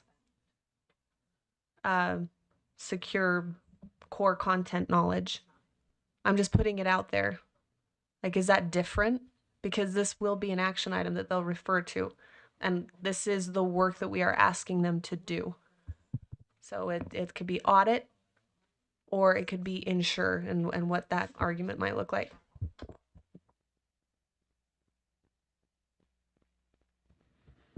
Okay, so, you have a comment to that one? Member Booth, go ahead. So what we really want to have happen is that we want to audit the assessments to ensure that they are evaluating core content, and so that they can teach to the test, and it really is the core principles and the whatever that we want to have taught, and the test or the assessment does measure whether they've accomplished what we wanted them to accomplish. Isn't that what we want or not? I'm asking that question. Member Carey, go ahead. Yeah, and I just spoke with Superintendent Hart on this, and audit may not be the right word, because I was looking at it the same way Board Member Booth was, like audit meaning audit. But I think what I want to say, and I'm just doing this for clarification, maybe for me more than anyone else, is that I want to make sure that our assessments inform instruction or evaluate core content, but I'm not saying we need our assessments audited. And I think that's where the confusion's coming in. I just want to make sure that, right, that our assessments do whatever we say that they do. And how we evaluate that process, it may involve audit, it may involve a work group, who knows what it involves. But just to be clear, I'm not looking for audit to do that in and of itself, but rather I just want to make sure the assessments do what they say they do. I haven't heard a whole lot of, so I appreciate this clarity. And I haven't heard a whole lot of pushback on Member Bogus's amendment. You've got a question on the amendment. Okay, go ahead. So, Member Bacchus, can I ask a question? So I completely understand your differentiation between evaluating core content knowledge and informing instruction. I want to see that our assessments actually support our teachers so they can change the way they teach, so they can support student learning. Does what your change still, and it seems like this directed specifically all the way to parents. And I kind of want that dual track of how are our assessments helping inform instruction. I mean, that's what I want to see, is how is it changing what they do because of the results, but also support parents so it changes what they do to support their students.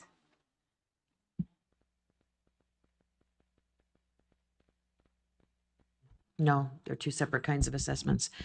So I would offer that when you evaluate core content knowledge, it automatically informs instruction. And so you can assess for core content knowledge and inform instruction, but you can't assess to inform instruction and automatically assume you're going to get the other one. So this will give you, so for example, you give an assessment, everybody misses number 5. That informs your instruction. But the evaluations are structured differently. They're sometimes administered differently. And to evaluate core content will automatically inform instruction. The other way around doesn't happen.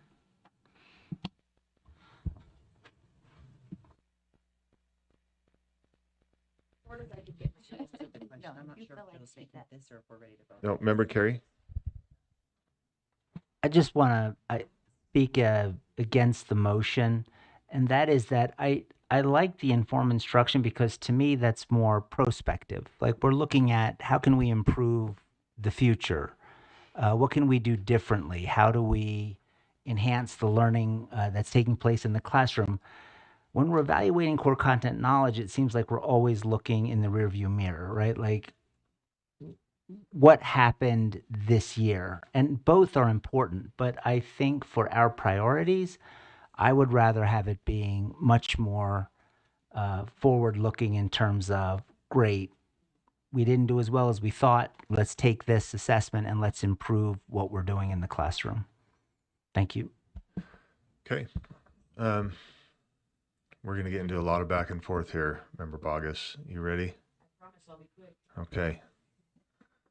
Member Bogus. So this motion does exactly what you just wanted it to do. What you said you wanted. This motion will do that. In reverse, there's a difference. I just said this to Member Wood.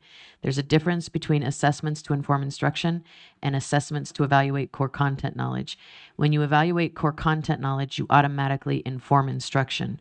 But when you assess to inform instruction, you don't automatically know what that student knows. So this gives you what you want, where the other one, it's a different tool.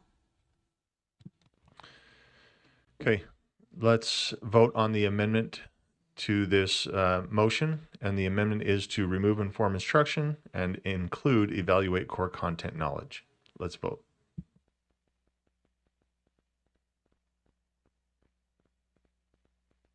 Member Brinton? No.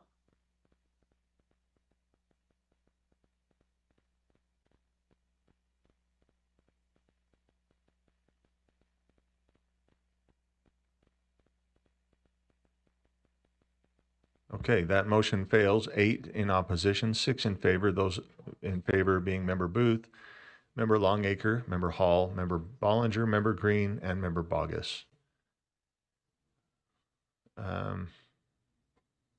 Member Carey. If it's in order, I would like to offer an amendment. So we're back to my original motion. Is that correct? And if I understand that correctly, my amendment would be to have it read, ensure assessments inform instruction, and then the rest would stay the same. So the motion is to strike the word audit Oh, thank you, Chair. and to, correct? To ensure. So it would then read, ensure assessments inform. So we're removing to ensure they and audit. Is that correct? Let's get you back on.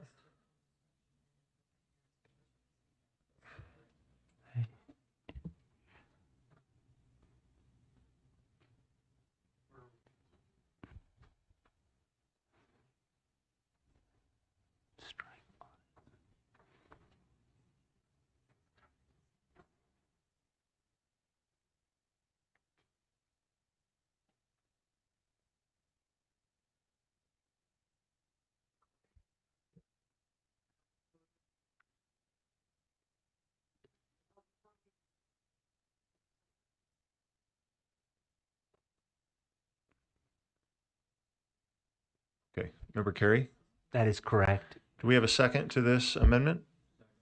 Okay, Member Carey, to you. Again, I think this puts the focus where it should be, and I don't really need to speak to the motion. Thank you. Member Davis?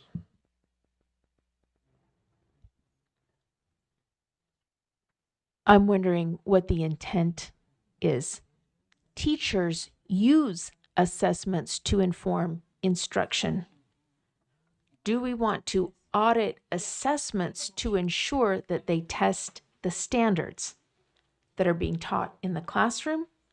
Because that is a whole different audit than auditing that assessments are informing instruction. That would be auditing teacher practice, in my opinion. It's a different, yeah. So what are the audits going to do? Are the audits going to ensure that we're testing standards? Yeah, Member Carey, They're you want to aligned to respond to that? standards? Yeah, I can't speak to the audit, but I thought we addressed that by removing the audit provision. All I want to do is ensure that the assessments we're using inform instruction and provide this personalized feedback that supports parents in their role. May I follow up? So Yes. in my opinion, that means we'd have to audit the teachers in the classrooms to make sure they're using the assessments to inform instruction. We can try to ensure that assessments assess standards that are being in our state core and taught in the classroom. But we can't ensure assessments inform instruction unless there's a way to word that it's a tool for teachers to use to do that. But I don't think we can ensure that.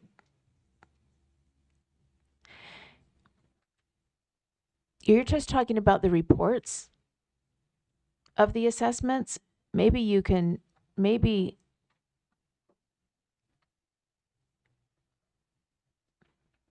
we say assessments can be tools to inform instruction. Then you're talking about how the information comes back to the teacher. And we are in charge of making the tool user-friendly to the teacher to inform instruction and help the parent understand the deficiencies or the strengths. That I think we can ensure, but I don't think we can ensure that these assessments are informing instruction, personally. Superintendent Hart?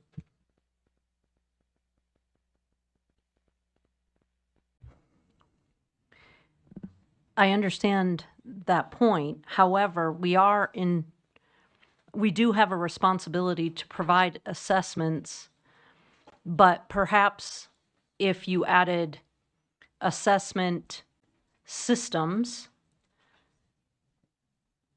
because that goes to we have a responsibility in law. I mean, it says in code that we have to not only provide the assessment, but provide the training and make it and train LEAs. That's one of our major responsibilities is to train on using assessments. So if we said ensure assessment systems inform instruction, yeah.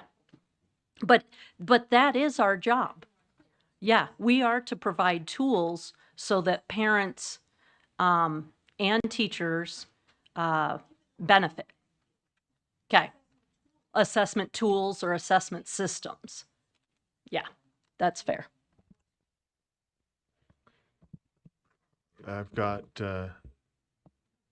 Member Carey. Yeah, I thought the assessment encompassed the system aspect to it or the tool aspect, but out of an abundance of caution, if there's a concern that, well, this could be interpreted differently, I would prefer system versus tool. Member Davis, are you amending his? I would not oppose a motion like that. Can we just allow a friendly for this sake of time? I don't know what's happening here. I'm going to be honest with you. Look, we are all over we're the not place. slaves to. I mean, if there's a not objection, you could say ensure assessment systems can inform instruction and provide that we can ensure. We can't ensure every teacher is going to use it to inform instruction. We have to have the tool. We have control of the tool. Okay, so are you gonna audit to ensure that they are in every classroom? Well, we only have control over the tools. All right. So we're having this discussion with half of us online and the other. Remember, Brenton, you must be confused. Some of us have mics, some don't. We just need to get back to what we're doing here. So I have this weird, okay, systems is now gone. So I have this amendment, and we can amend the amendment if we want to. That's fine, and that's in order. But we just need to do that instead of running through it. So I don't have any lights right now. So the motion then is to strike audit and to ensure and then insert ensure. Member Davis. I move to amend that we add the words systems can. So it would read, ensure assessment systems can inform instruction and provide parents with personalized feedback that supports them in their role as having primary responsibility for the education. You don't need all that. It is just that supports them in their role. But if you need to leave all that, fine, but it's superfluous. My amendment is just to add systems can. So the amendment is to remove the S from assessments. So it's just ensure assessment systems can, and then continue on. That's correct. Do we have a second? Okay, we got some second going. Member Davis, do you want to speak to your motion? Okay, I've got lights from Member Reel and Member Carey. Member Reel. Thanks, Chair. I think what's maybe missing in this is the word data, because it feels like the data is the piece. It's not just the systems, it's the data that helps inform, right? So you feel like that's assumed here? Okay. Okay, and then, okay, that... Again, I apologize, Member Brenton. You're probably not being able to track this. If we're asking questions, please, if we have responses, let's get them on a microphone here. So your question is I'm going to direct my questions at Member Davis. If you could please turn her microphone on. Thank you. I do think the data is a piece of the system, but I think the content of the assessment is also a piece of the system. The content has to match the standards that are being taught in the classroom. And sometimes it's difficult. Okay. So on that piece, do you think that in your experience, don't turn off your microphone. Okay. In your experience working in LEAs, do you feel like it is the state board that has to offer the feedback on the LEA level? Because there is the piece that is an LEA level feedback on how they're performing as an LEA in their assessments, right? Or do you feel like that's a state board role? I feel like the state board is responsible to provide the tool. Okay. If we are going to provide assessments that match our standards, we need to also provide reporting of the data that is user-friendly to parents and teachers to help inform instruction. But it also needs to happen on the LEA level, right? Oh, yeah. Well, all the work is happening on the Okay. LEA level, and they have their own local assessments as well. But if we are going But to we do really one, only control the the state level system. summative assessments, right? Okay. Goodness. Okay. I know you haven't. Yeah, you're right. I guess my point is there's no data on here, and we've got an amendment to an amend on here, and so I'm just trying to stay on track, guys. That's all. All right, you can puncture my tires later. I know. And sure, so the amendment to amend is to insert systems can. So remember, Carrie, go ahead. Yeah, speaking to the motion, the comment was made that everything following the word instruction was superfluous. I just want to be on record as saying I don't think that's the case. I think that the reason we're here is because of the students and their parents. Yeah, I took offense at that. Thank you. Member Davis. I need to respond.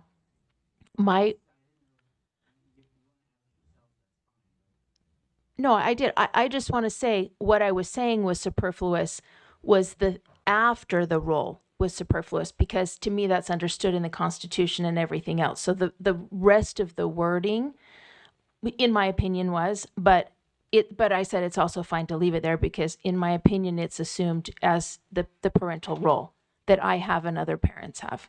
So I didn't mean to cause any offense is what I'm trying to say. I agree with it. I just didn't know if we needed to state it again there. Okay. So just to be sure I understood, systems was not implied under assessment, but parents would be implied. Well, I don't understand the position, but I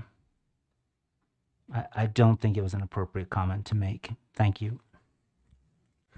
So the amendment to amend, again, is to add systems can after assessment. So let's vote on that. Yes. Thank you, Member Brenton.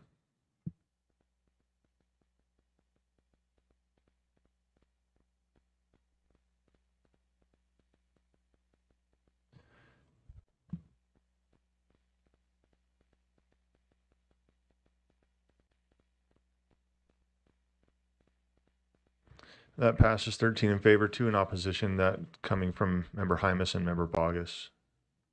Okay, so we are on the amendment, which reads, it will now read in entirety, ensure assessment systems can inform instruction and provide parents with personalized feedback and supports them in their role as having primary responsibility for the education of their children. So ensure, okay, that's what it would read. So I've got Member Booth, and then I've got Vice Chair Wood, and then Member Lear. Member Booth. Harry would consider a friendly elimination of 5 words so that it would read and provide parents with personalized feedback that supports them in their responsibility for the education of their children, rather than in their role as having would be eliminated, and it would just say that supports them in their primary responsibility for the education of their children. I think at this point, if you want to make a motion, I'm just trying to grind through process and. Yeah, I didn't know whether we have to vote on his motion before I can make this motion. No, you can make an amendment because we've already voted. So he's got an amendment. You are Okay, making an amendment to amend. I'm fine then I make the motion that we eliminate those words. So let's make sure that we get that on the screen. Supports them in their, we keep, and then we lose role as having primary. Or no, not as having. And so it supports them in their primary responsibility for the education of their children. So just because I'm a little bit crazy, you have to take them and change it to their, because it would say them primary responsibility. So you need to change the word So this, supports their primary responsibility. yeah. Mm-hmm.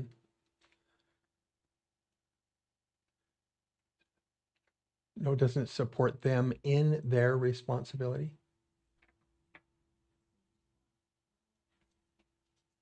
Supports them in their responsibility for the primary response. Am I wrong? Am I confused?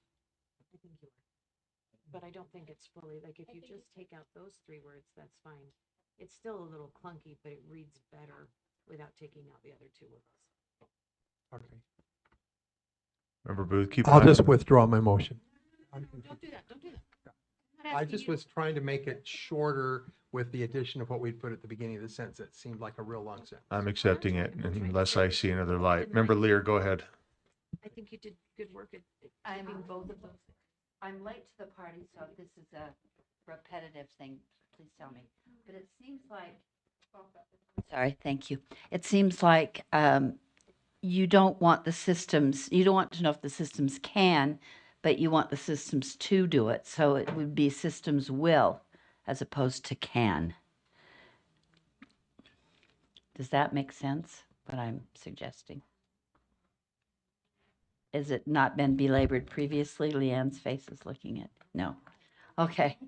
So I would make the motion that we substitute can for will. Is there a second to that? Is there any opposition from replacing can with will? Member Brenton? No. No opposition? No opposition. Okay. Thank you, Member Lear. Seeing no additional lights, let me restate the motion that is before us.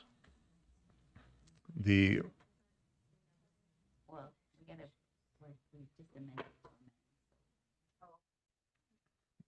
Sorry, the screen is gone, so I can't see. we're working on it. It's not Okay, just you thank you. this time. I can tell. Yeah. Thanks, I Joanne. was speaking for the public. Well, and you would know I can't see. Well, yeah.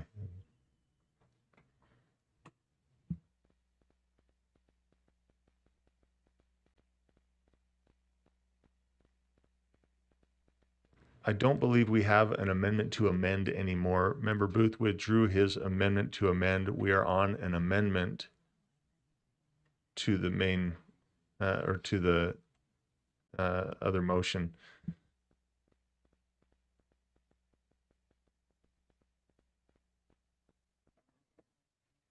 So, yeah, it looks like we have, as this is coming up, do we need a couple minutes? Do we need a couple minutes? Board members, let's take 5 minutes. Thank you.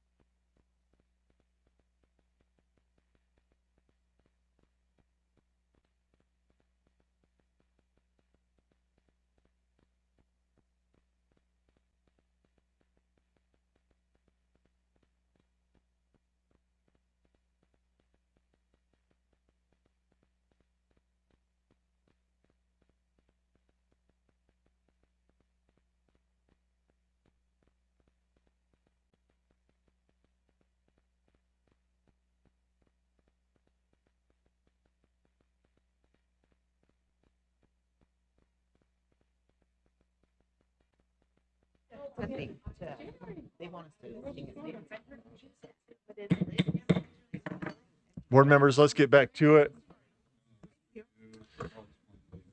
Okay. So currently we have an amendment before us.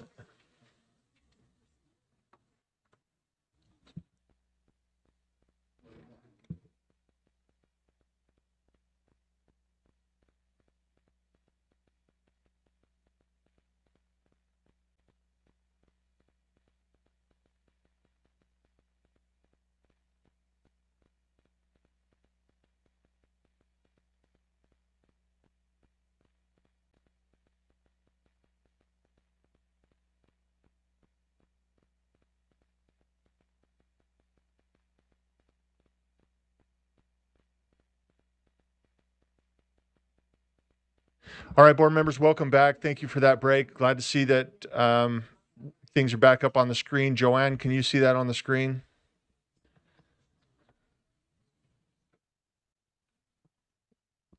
Hopefully. Yes, I can. Perfect. Thank you. So Yep. we're back going. I'm going to go to Member Carey for a minute. Member Carey. Thank you, Chair. During the break, I had the opportunity of speaking with Board Member Davis, and I want to apologize to her. I misunderstood what she was. She wasn't saying what I thought was being said, and so I apologize for the offense that I took that was never intended. So, thank you. Thank you. Just so we're aware, the motion before us is an amendment that will, you can see that in purple on the screen. It's to strike audit and add ensure, and then add systems will, and then remove to ensure they. So are we ready to vote on this amendment? It looks like we are. Let's go ahead and vote.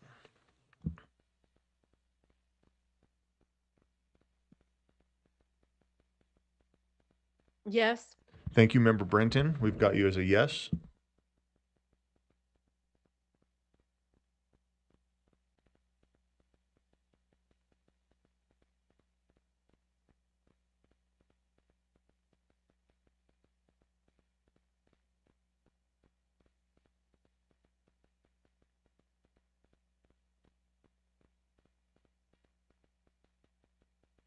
That passes unanimously. We've got Vice Chair Wood in the queue. All right, I'd like to amend, I would like to add in the words after will, add evaluate content knowledge. 2.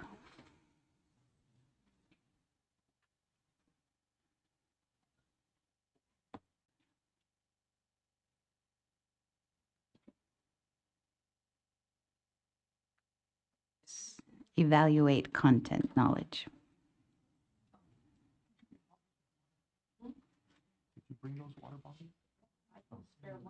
So it will read ensure assessment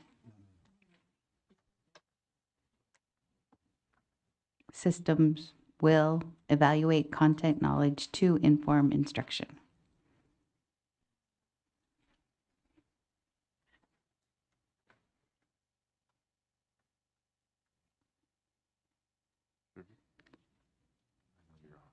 Trying.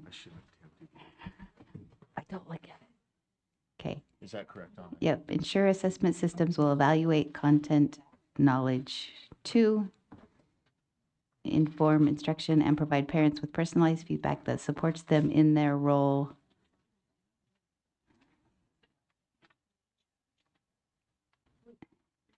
And then delete role as having.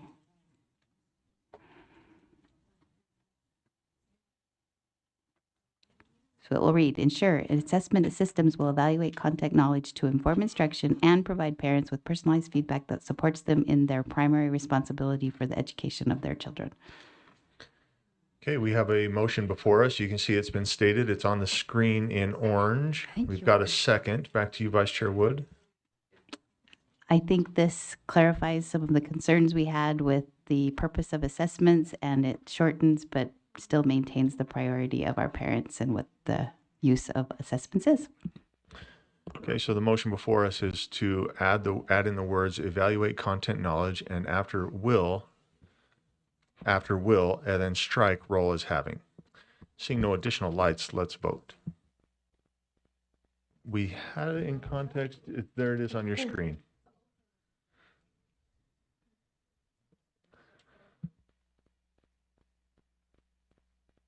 Yes.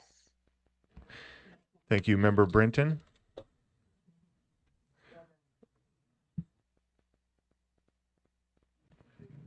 Voting is open, board members. We've got 10, looking for 4 more.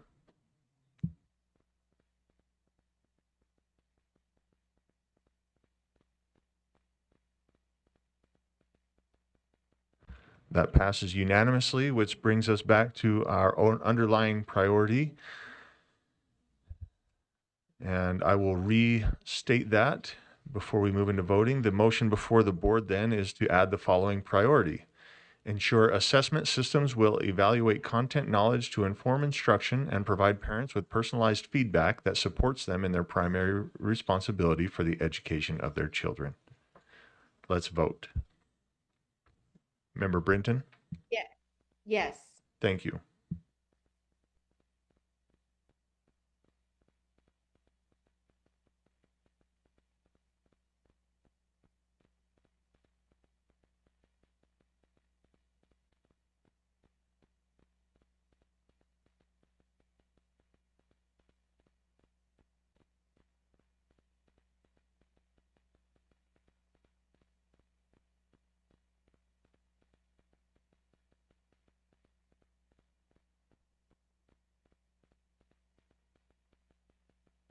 Joe, Member Brinton was a yes. Thank you. That passes unanimously. Okay, board members, we need to pause on this. We do have 2 priorities and some goals. I think that's sufficient for Superintendent Hart. We've got to take care of some things before we adjourn today. The legislative something or other, I don't know who exactly, is asking for our input. Elise, Deputy Newey, what agenda item is this? Do you have this offhand? 16 from yesterday, and I'm renumbered today. Let me just take a second.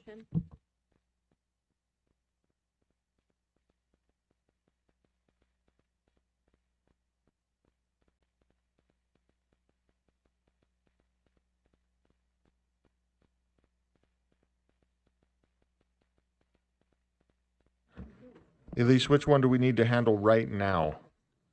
Can you help me remember? 16.4 is the sunset and 16.1 is the report from the HB 508. Okay. Both of those need to happen before ed interim. Okay, so an ed interim was on September 15th, is that correct?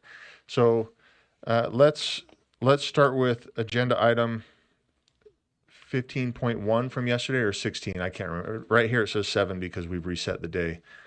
16.1 from yesterday, and this is the 508 committee. They've come back with some suggestions. If in our backup, I think it has 4 suggestions, and then they are recommending one of those 4.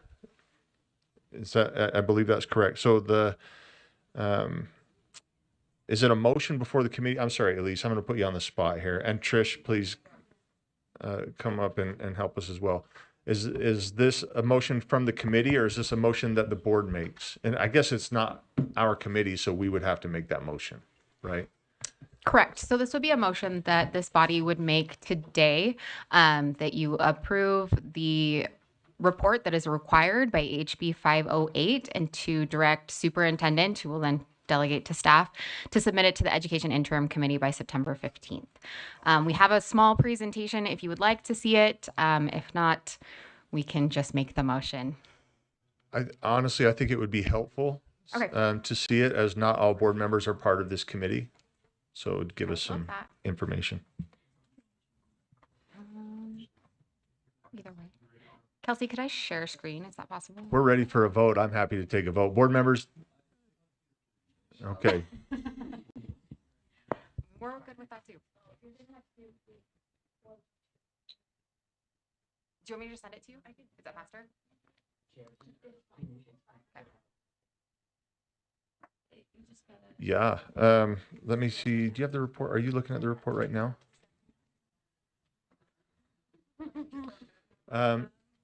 Member Reel, do you remember their recommendation?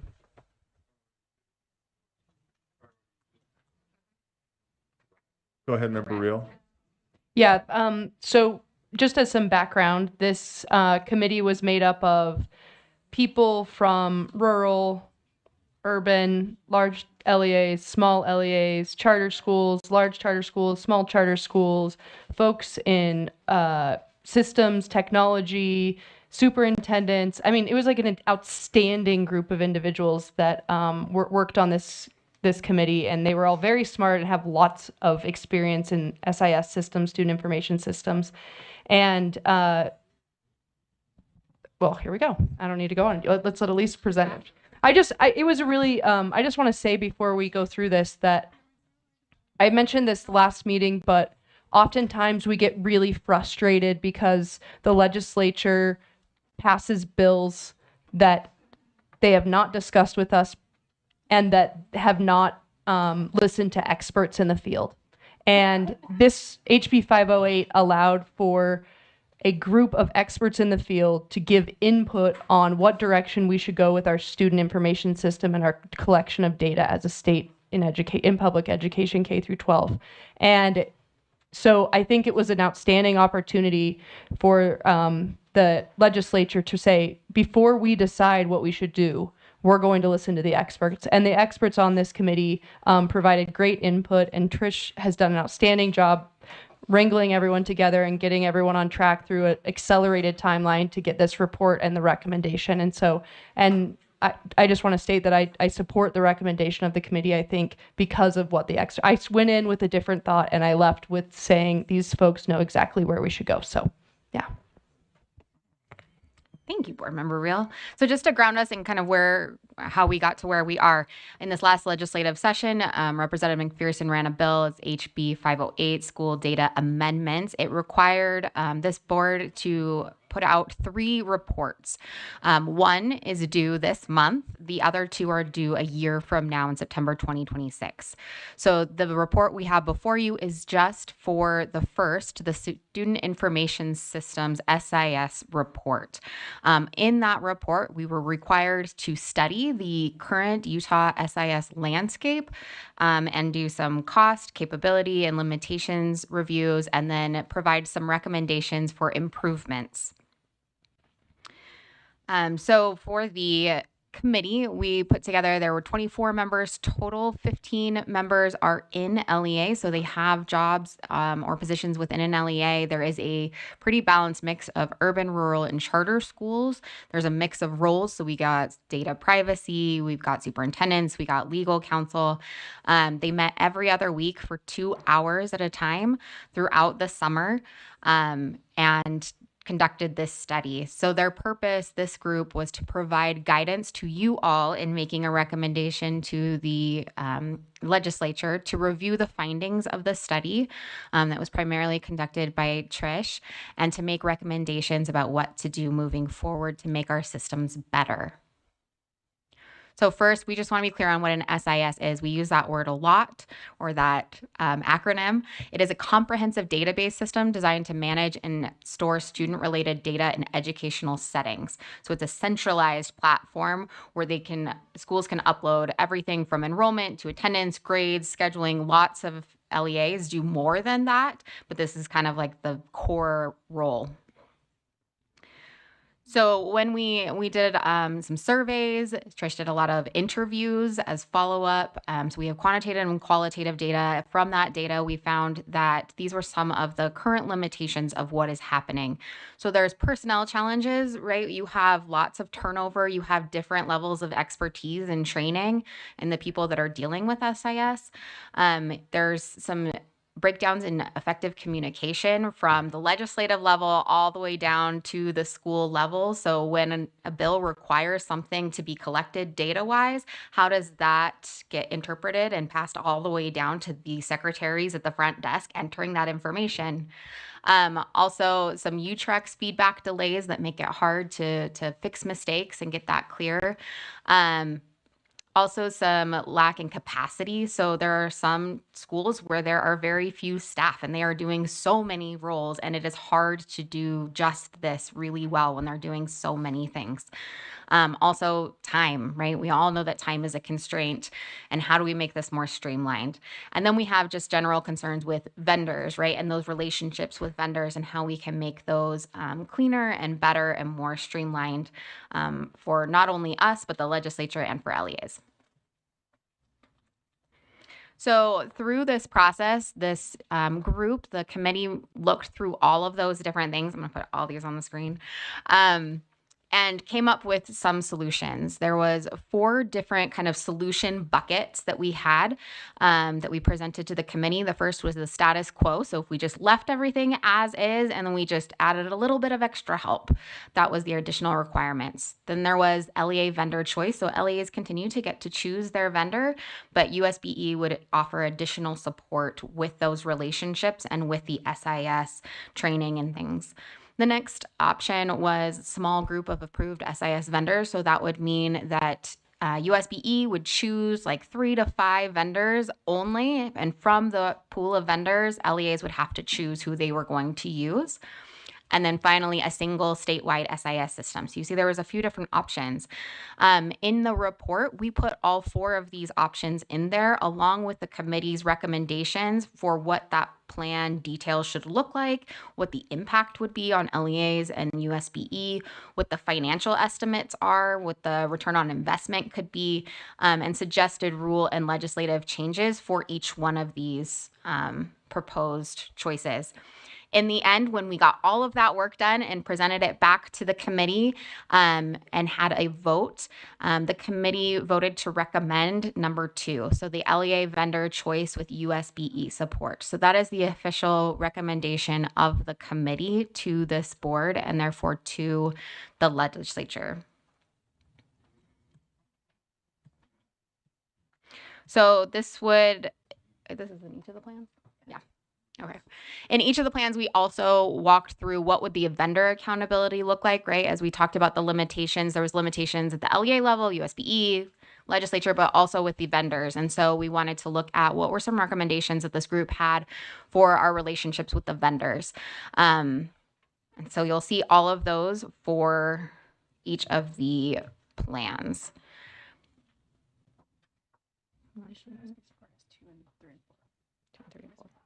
Go for it. Okay, great. Hi, Trish Joshua. I just got married and I keep forgetting. Trish Joshua, Senior Research Analyst. So I'll speak a little bit to the additional USB support. The committee decided that for options 2 and 3 and 4, they would like additional USB support. So this would look like staff that would work with vendors on legislative and rule changes where they were identifying a gap in implementation of legislative and rule changes. It would also ensure vendor accountability. As you can see, they saw a need for additional vendor accountability, and the additional USB support would enforce that vendor accountability. As well as data policy liaisons. The committee identified like a need to express or like better communicate with lawmakers and policymakers about what data is currently being collected and how we can work within the framework to make like reasonable and high quality data decisions. Yeah. So another question that was asked of us from the committee from the finance committee was about Aspire, and so in the option that was of the 4 options, in option 1 and 2, Aspire would be maintained. In option 3 and 4, the committee decided that Aspire would be discontinued. The current recommendation is that Aspire would be maintained as a free or low cost option for LEAs and updated to meet those minimum vendor requirements and capabilities. Okay, yeah, and that's all of our presentation. If there are any questions, we'd love to answer them. Okay, thank you. So we have a report that has come from the committee, and we need to vote to receive the report And then when we receive the report, it then goes to the Ed Interim Committee, right? Do we get to vote on, so the committee said, hey, here's our 4 options. Obviously, they've highlighted option 2, that's LEA vendor choice. Do we as a board get a say and say, okay, that's the committee voted for this, but the board prefers option 1, 2, 3, or 4? Is that what I'm understanding, Trish or Elise? Go ahead. Yeah, so the law is a little bit unclear, but I think there is room for this board to make an additional recommendation if the board sees fit. Okay, thank you. And just a question, I see your light as well, Member Bogus, but if you don't mind, I'm going to ask my question here. I respect the committee and what they've done here, and I respect that they are saying second option, LEA vendor choice. But if I'm understanding correctly, you're saying that they're saying USBE, we want you to work with the vendors. So does this really change anything? And I guess I shouldn't be asking you guys but I won't ask you. Trish, I know you have a light on. I'm not going to put you there. So if we're just, here's what I'm concerned over. And again, I'm talking to the board at this point. I'm concerned that with options 2, 3, and 4, 1, I don't know if that's still on the table. 2, 3, and 4, they're saying staff work with the vendors. So it still falls back on us. If we went with a small group of approved, then it still falls back on us. If we go with the single SIS and say, look, I know this is going to be hard for a minute, but this is going to be good overall, right? And pull off a Band-Aid. I don't know what that, use your own analogy. That's where, as I've been thinking about this for a long time and hearing the reports and talking to individuals, looking at my own changes at my own LEA, that would be a difficult adjustment, but I granted it's much smaller than some of the others we're talking about. But I'm trying to find this balance of saying, okay, staff, you're going to continue to pull your hair out until you are run out, like Scott has been pulling his hair out for a long time, right? I'm wondering if the solution is to finally say, look, we just need to get all on board on this single SIS. That's just some thoughts there. So we've got some work to do going forward, but those are my thoughts. I've got Member Bogus, Member Davis, and then Member Earl. Member Bogus. Thank you. I have 2 questions that I documented. One is on one of your slides, I believe it was slide 3. It uses the language something to the effect of the district choice with USBE support. Yes. So does that mean that the USBE has to somehow support selected vendors? And by that, I mean like provide technical support. What does that exactly mean? Because that confused me, that language. Yeah, absolutely. So in LEA vendor choice USB support, the committee decided that would look like the LEAs would have, or the vendors would have like there's a couple of additional requirements which are listed in the report and minimal capabilities. So an LEA could choose any vendor as long as they fulfilled those minimum capabilities and additional requirements. And so the USB support, there's a couple of parts to it, but one of the parts to it would be to ensure that vendors were, maintaining those minimum capabilities and additional requirements. And if they didn't, they would lose approved status with Utah. And so after a contract would be complete, no additional Utah LEAs could use that vendor because they weren't approved. Interesting. Okay. I have just one final question, Chair. Well, at least in this series of questions. I'm wondering, there's a reduced reporting requirements in 508. When will that be addressed?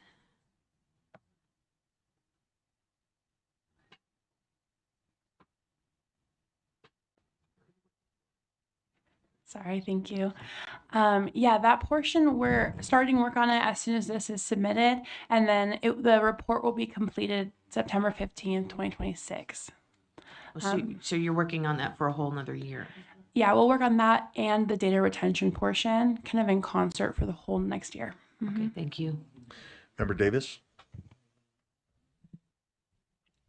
I move that the board receive the report and share with the legislature. I mean, I think we have to share with the legislature, so I move that we receive the report. Okay, I think that's in order here. The motion is that the board receive the report. We have a second. Do you want to speak to that? Just, I believe in our bylaws, it says when we get a report from a working group or an advisory group, then we need to vote to receive the report so that there's an acknowledgement that we've received it.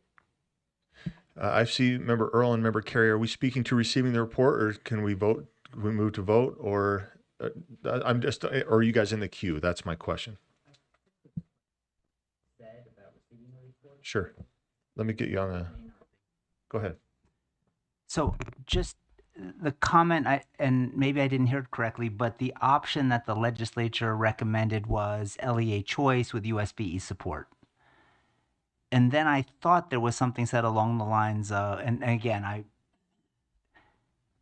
to remember Davis, maybe I was hearing things, or seeing things that aren't there, but if we choose only to support one vendor, but if it's USBE support, I guess what I'm asking is, if we have 42 different SIS systems out there, do we have to support all 42, or does USBE still get to choose and say, look, we don't want 42 vendors, we want 5, or we want 1? That, I guess that's that's my question, Chair, if I may. I'm going to turn both mics on because I don't know who's answering, but Yeah. Thank you for the question. So in the recommendation, it's that the USBE approve vendors if they meet a certain minimal capabilities and additional requirements. So theoretically, if the USBE staff found that only one SIS was meeting those minimal requirements and additional capabilities, then yes, that would be the only vendor that would be the only option LEs could choose from. However, the additional requirements and minimal capabilities, the committee did not feel were extremely exclusive and would be very difficult for the vendors, but it would put additional pressure on the vendors, which the committee felt would be really helpful for them. And one more follow-up, Chair. Does USBE retain the right to set additional requirements outside of those recommended by the committee? So one of the things that we're doing is recommending legislative or code and rule changes, and those things would be in code and rule. And so at any time we could petition the legislature to update that or change it in our rule, depending on how we ended up drafting that later on down the line. Yeah, thank you. So that sounds like we would lose the autonomy to set additional requirements as they would be set in code. If we put them into code, they could also be in rule. And currently we already have some minimum capability requirements that are already there. So we're just asking that we bump those up. Okay. okay. Thank you, Chair. Thank you. Member Earl? Can you remind me what legislators were on this committee? There were no legislators who There were were no voting legislators? members. However, Representative Oh. McPherson attended many meetings and he was informed about the meetings. But when asked, he declined to be a voting member of the committee in order to give in order to give the membership a lot of LEA voice. And were there other legislators there, or just primarily Representative McPherson? Representative McPherson was the only legislator that attended the meetings. Thanks.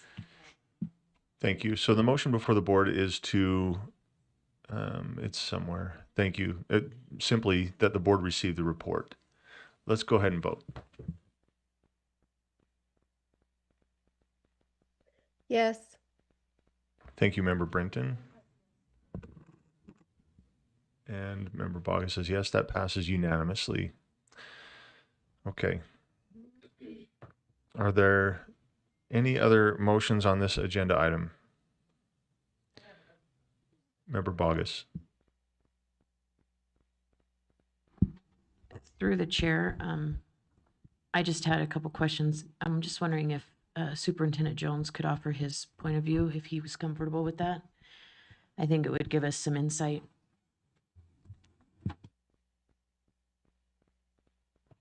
Go ahead. Oh, we'll get you a microphone. One sec.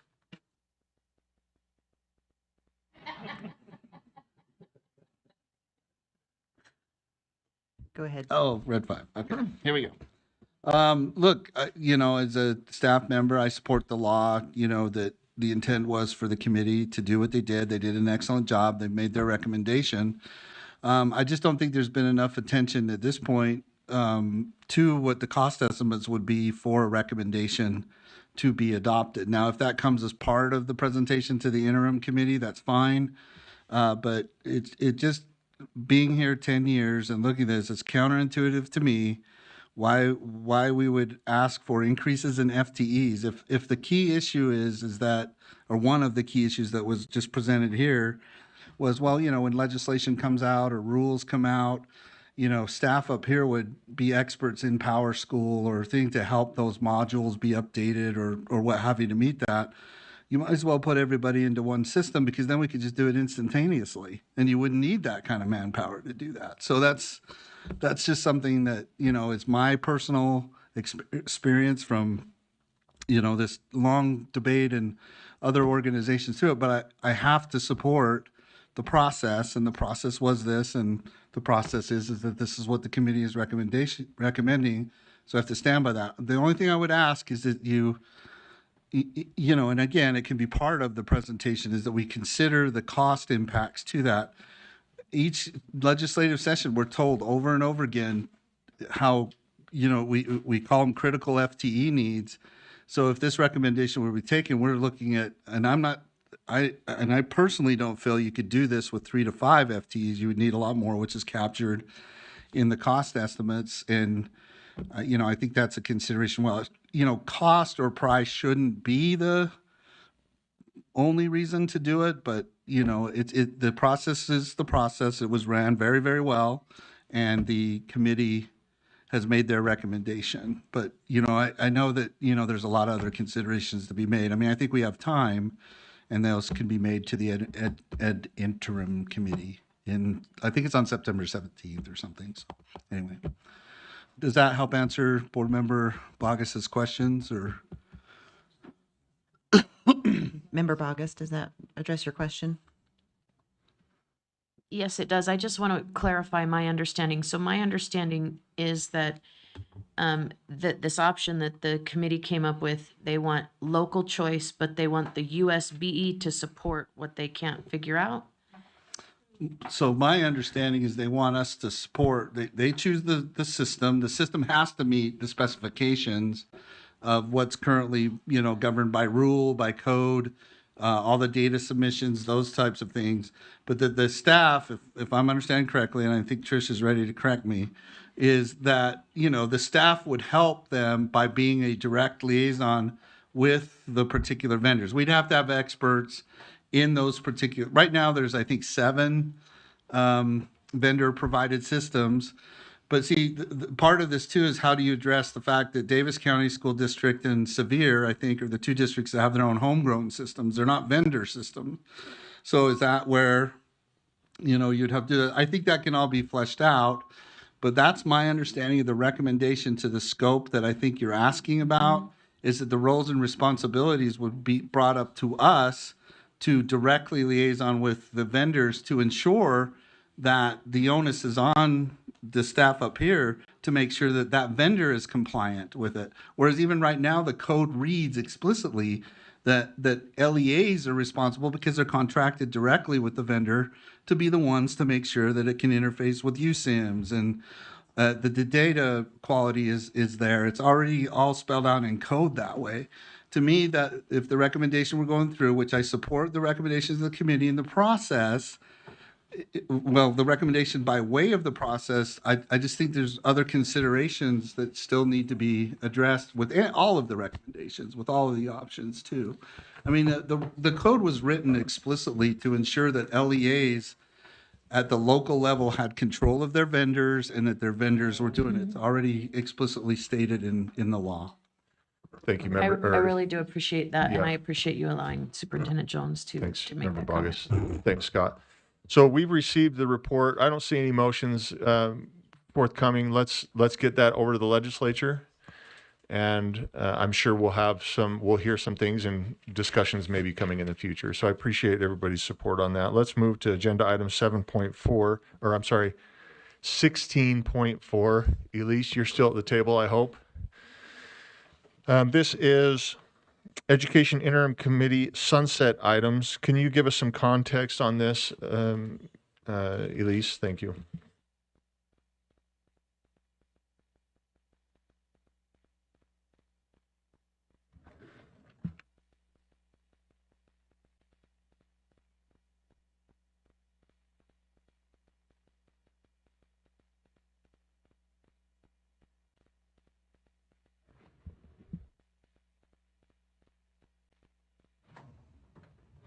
All right, thank you, Chair. Let me, okay, just really quickly.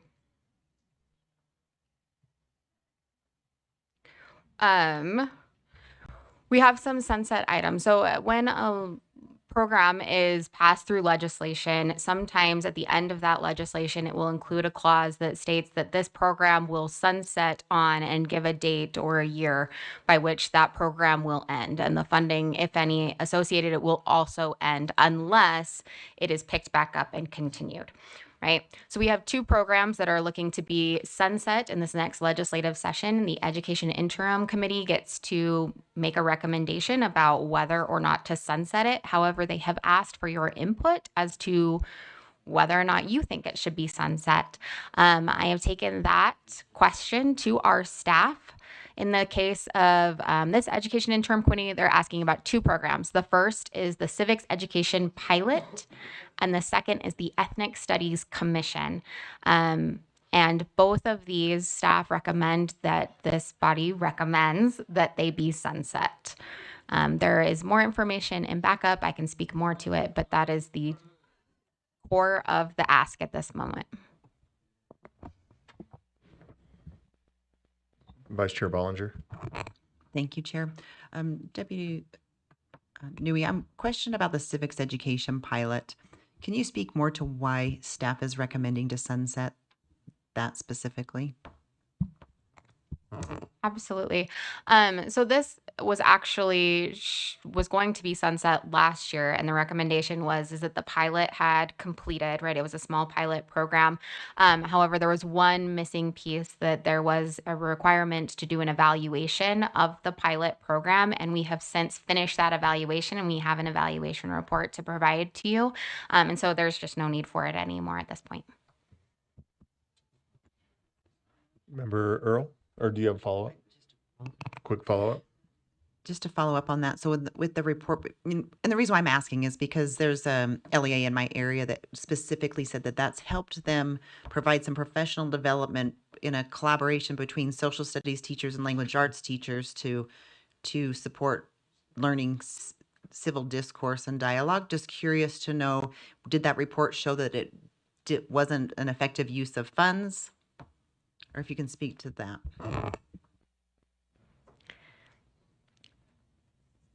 I'm hesitating whether to speak on the little that I know. Our staff member over this isn't here at the moment.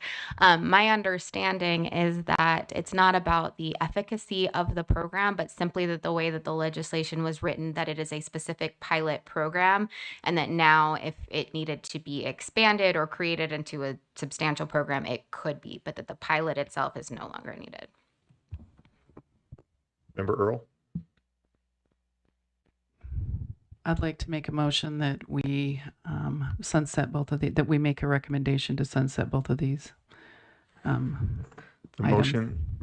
The motion is to sunset both the Civics Education Pilot and the Ethnic Studies Commission. We have a second by Member Booth. Member Earl. Just that. I think the civics, we actually extended it longer than it needed to be. They were going to actually sunset it last year, and you'd have to get additional funding in order to continue with it. So that would be a sunset there. And then I think the legislature actually has disbanded the commission actually. So I think the sunsetting of those provisions would be appropriate. So. Member Davis. I guess I'm confused if it's just a technicality and the commission's already gone. Why are we voting? And also, if the sunset is going to end, why do we need to vote unless they're asking for content? And if they're asking for a recommendation, what did the evaluation say? Did the evaluation say it wasn't not really a lot of ROI, so we should recommend to sunset and not renew an actual program? Or was it great? And should we say, maybe you should extend it or fund it again or expand it or what have you?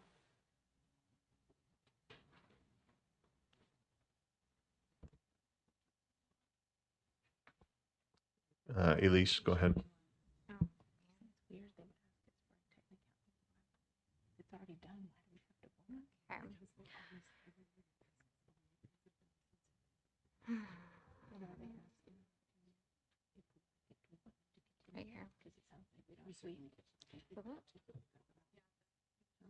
Oh, apologies. Can you take it? Thank you. Chair, can I respond for Leah, Elise please, instead yes. of Elise? Yes. Leah Voorhees, Deputy Superintendent. Oh, I probably turned off. All right, this is why I don't help. Kelsey, can you get Leah back on? Thank you. So the report outlined that the program was very beneficial. Grantees are planning to continue their efforts to maintain the programs and the activities. They expressed appreciation for the grant funding. However, several did indicate that without funding, sustainability is difficult.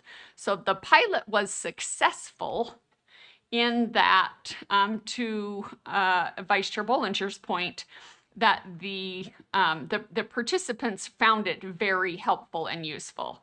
But one of the recommendations was that for it to continue, funding would need to continue.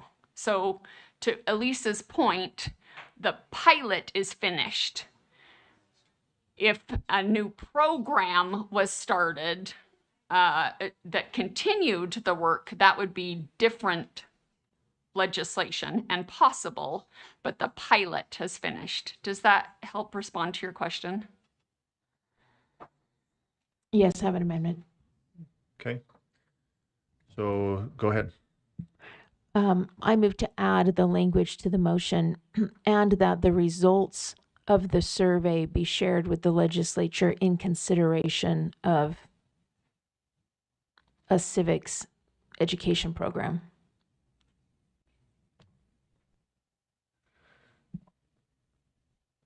So the amendment is that at the end, right, we add the language, and the language reads, and that the results of the evaluation be shared with the legislature in consideration of a civics education program. Do we have a second?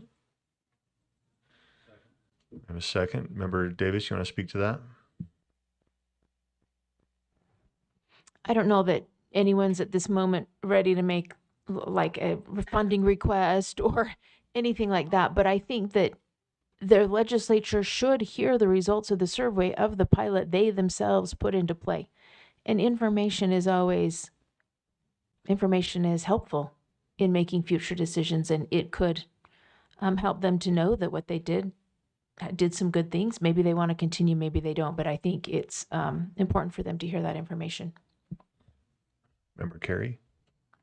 Yeah, I agree that it's important to get them the results. I would disagree because it seems to suggest that, maybe we're advocating for a civics education program by sharing the results.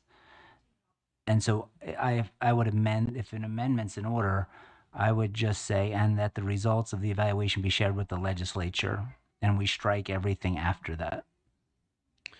The amendment to the amendment is to strike in consideration of a civics education program. Do we have a second? Yes. Is there any opposition? Remember, Real, I see your light on. Is that for the other motion? The other motion? All the motions. Okay. Well, let's cue this up for a vote then. So we are, the motion is to strike in consideration of a civics education program. Let's vote. Yes. Thank you, Member Brinton.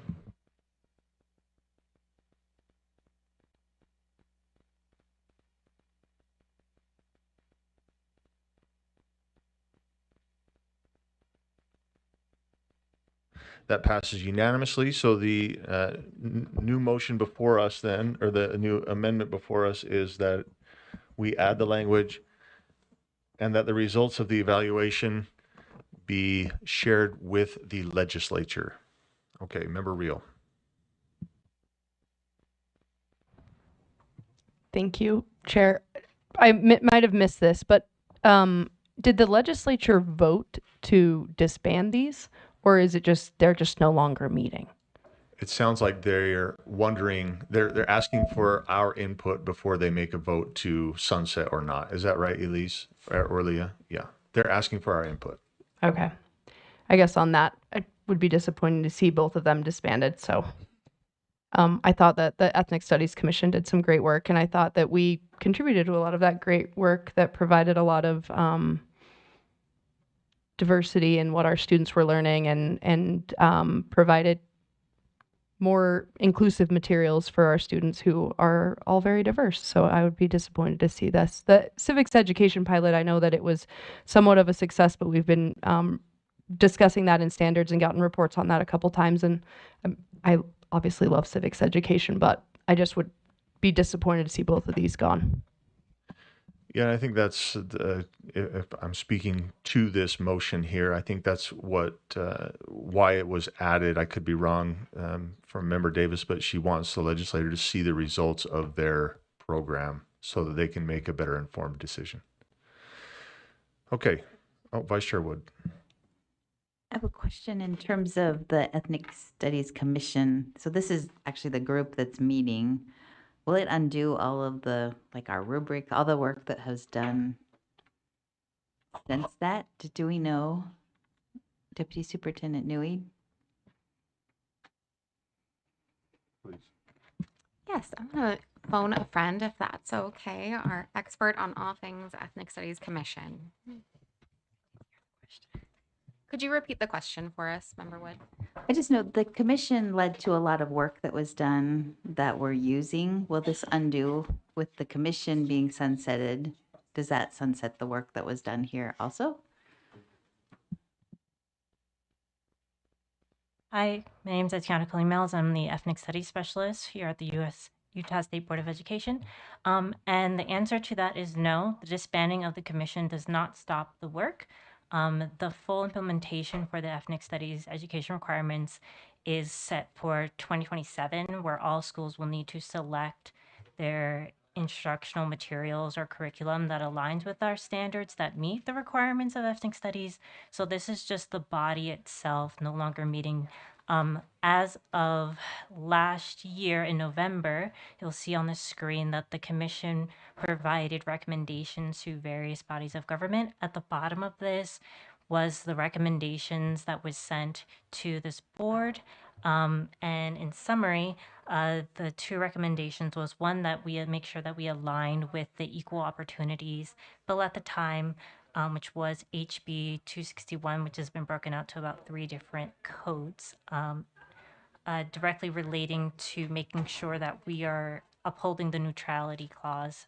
They really emphasized that. And then the other piece was ensuring that the standards that are identified as ethnic studies are age appropriate, but also are narrowly aligned, meaning that way they are directly related to ethnic studies. So that we're thinking through social studies, mostly English language arts, fine arts. Those are the areas that have the highest connection to the ethnic studies requirements that's outlined in the bill. Does that help answer your question? That was perfect. Thank you so much. Okay, so the motion before us is an amendment to the motion which reads,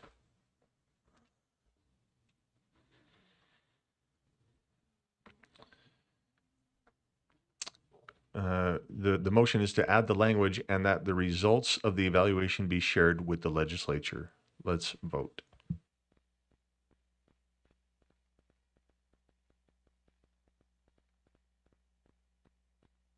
Member Brenton? Yes.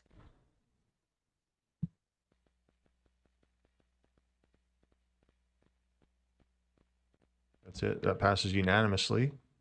Okay. So our underlying motion then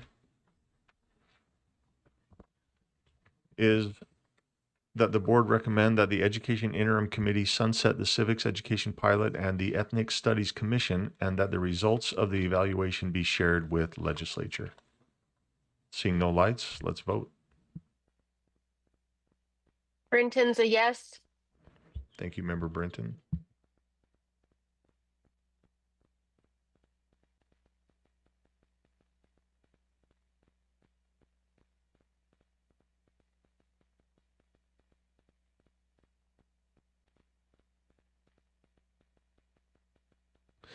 That passes 13 in favor, 2 opposed, those opposed coming from Member Reel and Member Lear. Okay, that finishes agenda item 7.4. Board members, here's where we are today. We need to take care of closed session of UPAC, is that right? Of course, Ben would say yes. And we have to do contracts or they lapse.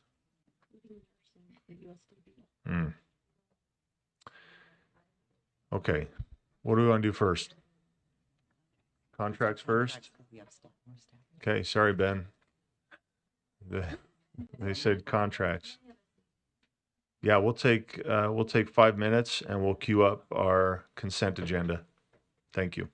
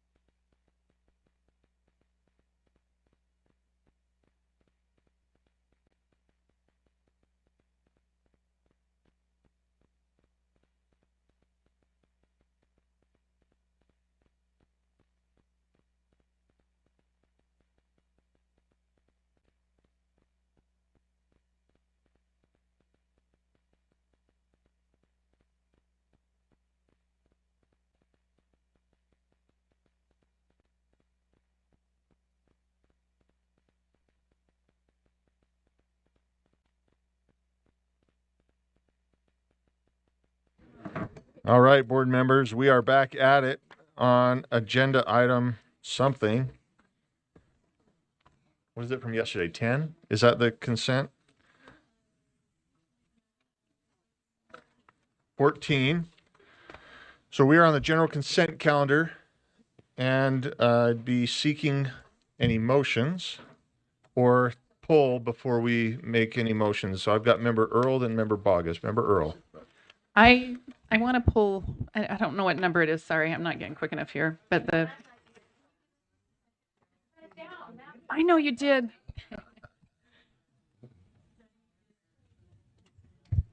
It's the Panorama contract is the one. I don't know what number it is.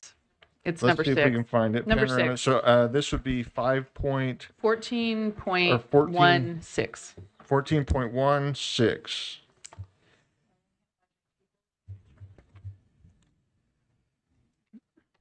Okay. So that one is pulled, and I've got member Bogus looking for her items, which is totally fine. I don't mean to rush you. I just want to make sure we get what.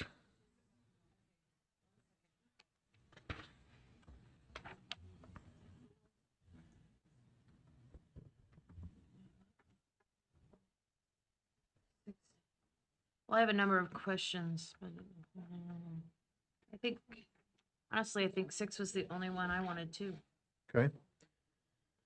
So pulled, we have, and I'll give you another second, member Bogus, but pulled, we have 5.1.6. Are there any other items to be pulled, or are there any motions that member Bogus? Number 4. This is the scribble, is that right? Yes. Where's West Ed? I don't see West Ed. I don't think we have a West Ed contract. If you're looking for West Ed, it's going to be under 14.3, an information item. But we don't, that's not on our approved list. No, the action item has I could read them: GuideSoft, SHI International. Sorry, go ahead. So staff were able to remove number 1, state contract, the GuideSoft. Just number 1 is no longer needed.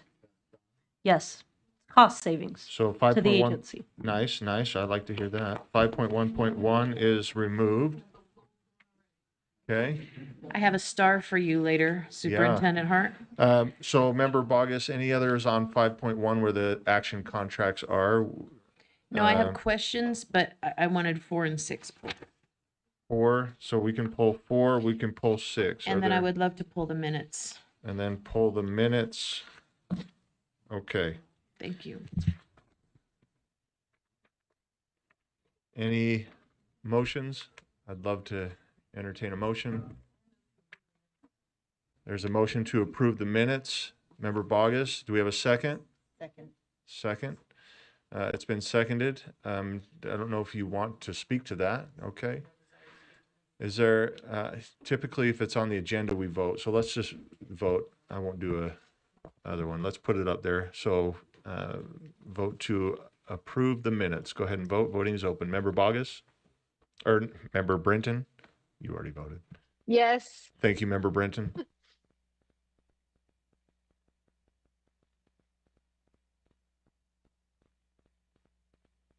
Okay, so that, not yet, it hasn't. That passes unanimously. The minutes are passed unanimously. Any other motions that are wanting to be made? Member Earl? Yeah, the motion on the EWS, the early warning system, I'm just asking that we update our RFP request and we send it back out so it aligns with law. From my understanding, we included within there, which is not a provision in the law, to add those that have SEL in their contract. So, in other words, if an organization was an EWS provider, but they didn't collect SEL information, then they weren't considered or wouldn't have been considered. I just asked that maybe it go out to see if there's who's available without that. So that's my motion. That was a long motion. Remember, Earl, help us The get. RFP go back out with only what's listed within the code for the EWS. Okay. And this is, I And know you that's stated it. This on- is for the 5.1.6, Yep. right? The early warning system Yep. contract. And Vice Chair, or do we have a second? Sorry. Christina did second Christina that. seconded it. Remember, And I can speak just a Earl, little go bit more ahead. to it. I guess as I'm looking down through the contract, the pieces that were included in part of the contract were the surveys. They were the emotional check-ins. And let me just read what an emotional check-in is. Using a mood meter, feelings wheel, or another printable handout provides students with an opportunity to label their emotions and share out why they're feeling that way. This can give educators a daily opportunity to model self-regulation and help to set the tone for the day with a safe and supportive discussion. This goal is to validate students' feelings, help them understand that their feelings are justified, and talk through how they might cope with their emotions. We're out of the realm of education. If an education entity wants to provide this, they can fund that. They can, that can be their choice, I guess. But I think our obligation is to put into place an EWS system, which is an early warning system. There's 3 primary things. The behavior is not measuring your daily every moment intake emotionally where you're at. As a matter of fact, I think that's actually harmful for kids to do that. But, and then the other thing is the survey pieces. Panorama is known around this nation for intrusive surveys that ask a variety of questions, that they're this continual monitoring. I know there are a lot of districts that use Panorama in our state and use it responsibly. This is not saying Panorama's done poorly, any of that kind of stuff. What it is saying, though, is that in our contract, we included that as provisions that needed to be included in the EWS, and that is not what is required in law. I think that opens the door for problems for our districts and for our families. Thank you. That's me. Vice Chair Bollinger. Thank you, Chair, and I appreciate that explanation. I'm through you, Chair. May we have staff speak to what went out for the RFP and why that might have been included and how that might impact those that are using this currently? It doesn't impact them. But they keep using it.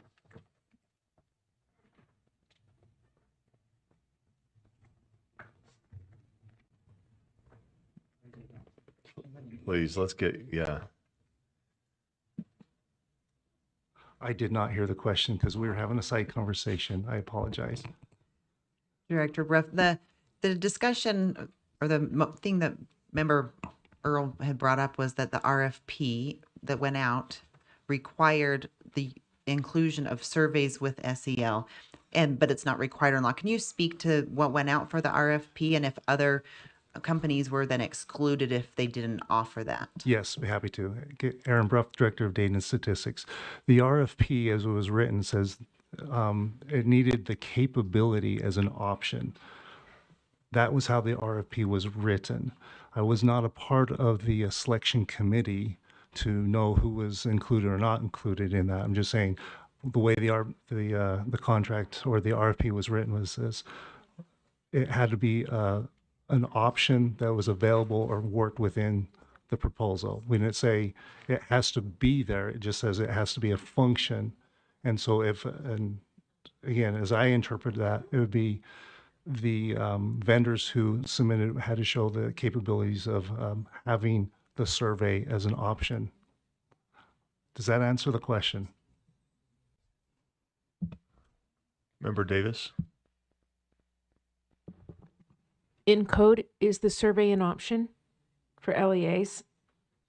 Yes, and inside of code it says the LEAs can select to utilize it. Okay. And then I heard Panorama, and maybe this is for the motion maker, I don't know, but do the LEAs choose what Panorama does, or does Panorama have access to ask what they want to? It's the former.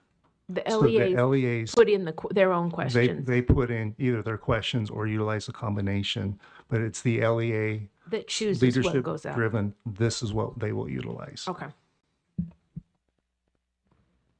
Member Earl? Yes, let me just ask a question. So if an entity does collect, which would be the EWS information, which are those three primary things, they met all the requirements, but they don't collect social emotional surveys, they would not be considered. I'm not saying who submitted, I'm just saying they wouldn't be considered as a viable candidate. Is that accurate? That is accurate because Okay. they wouldn't show the capability of having that Okay. as an option. Yep, thank you. Okay. Vice Chair Wood?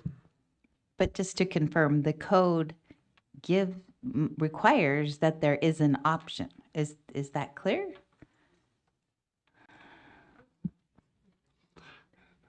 Again, the code says goes through the list of the three elements, and as the LEA determines, can these other options be applied or utilized based upon the LEA's decision?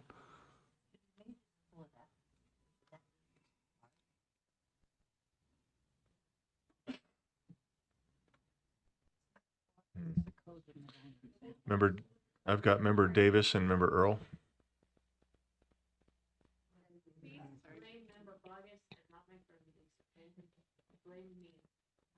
Can the does the RFP require that we only pick one company? Like, could we pick whatever this company that has the capability for the LEAs that choose to do the school climate survey, and then can we have a different one where for the people who don't choose to do, or does it have to be one that can do both? So the way the RFP was written was the state would pay for one at 50%, and the LEAs who are using that one would pay the other 50%.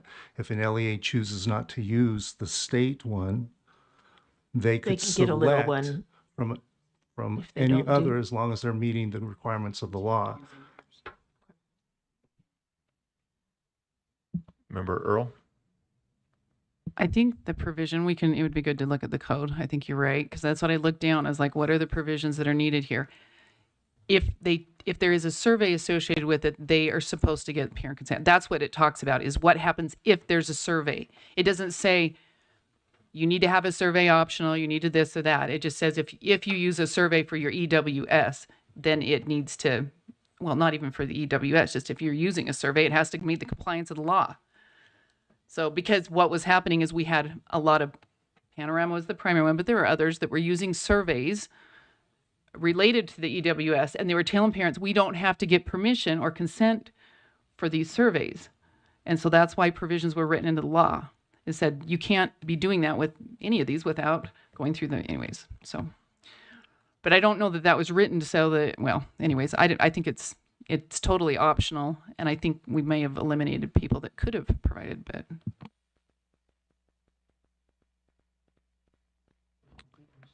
Member Carey? Thank you. Through the chair, could you explain again? You said something about if they opted to use the survey, 50% would be paid by X and 50%. I didn't track that. Maybe show us. Okay, so the 50%, the way the law is written is the state will fund 50% of the early warning system vendor. The LEAs will pay the other 50% of that amount.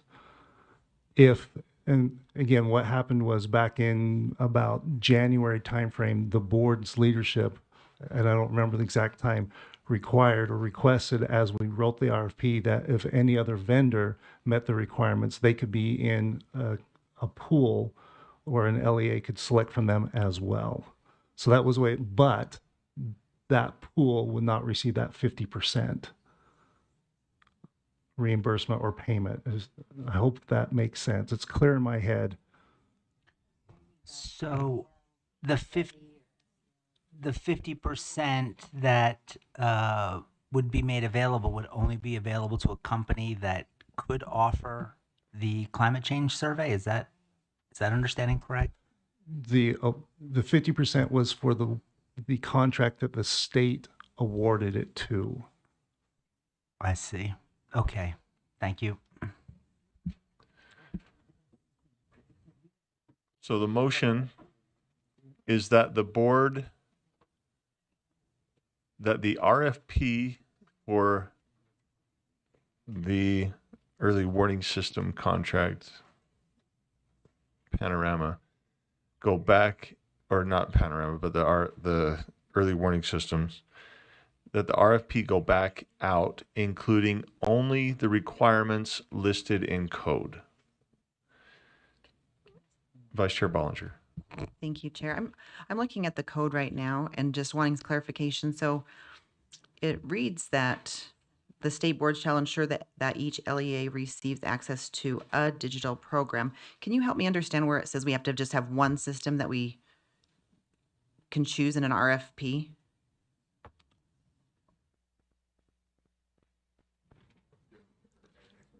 Again, Aaron Bruff, Director of Data and Statistics.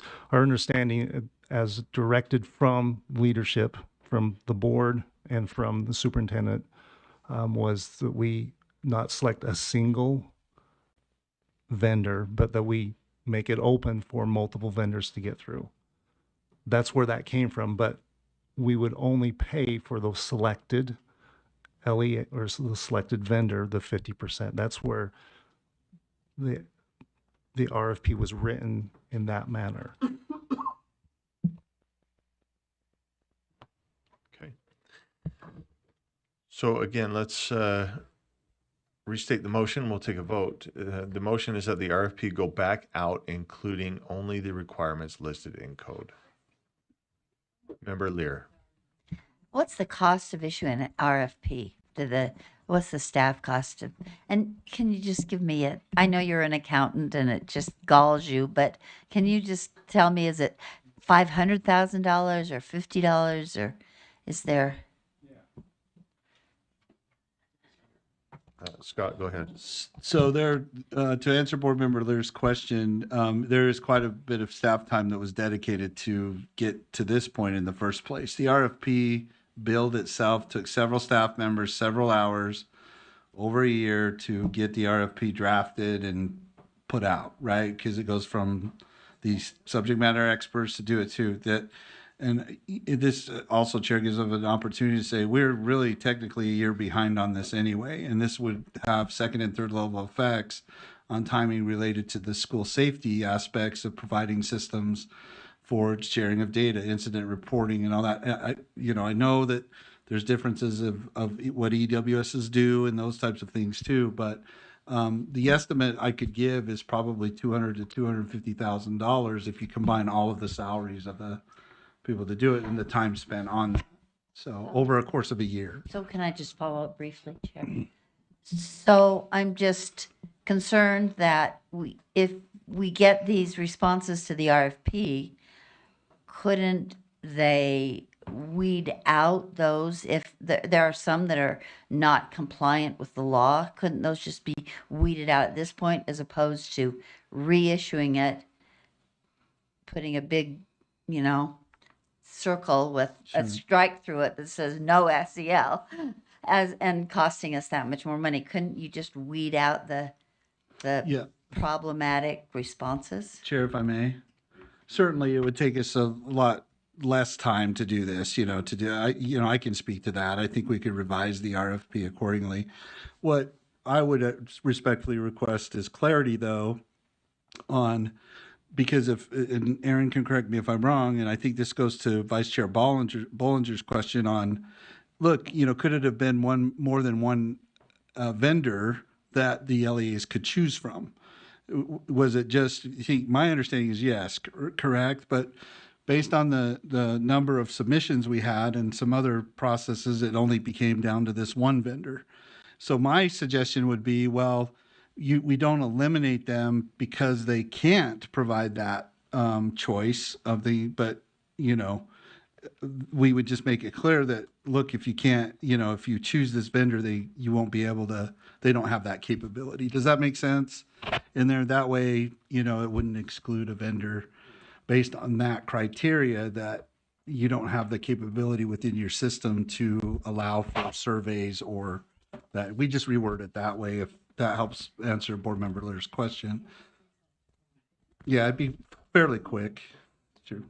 We have you have a follow-up from that one, member Lear? It just seems like a lot of money for something we don't want, and when we can just choose to not have that. Member, or Scott, are you trying to get back on? Quick. So Chair, the other aspect of that too is that really LEAs can go and choose their own EWSs right now. It's just that what Aaron was trying to explain to everyone was that, we were appropriated $2.2 million or $2.1 million, so that if they chose the state chosen system or systems, we would do a 50-50 split on that. So, yeah. So. Okay, member Earl?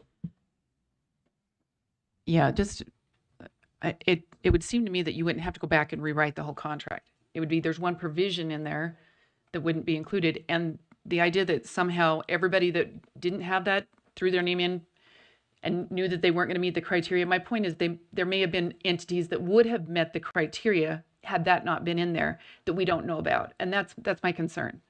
And this is the state sponsored. This is the one we're saying this is the one you can use. So it's us, it's not the district choosing it, which they could choose to offer this. This is us saying this is the best possible thing for EWS.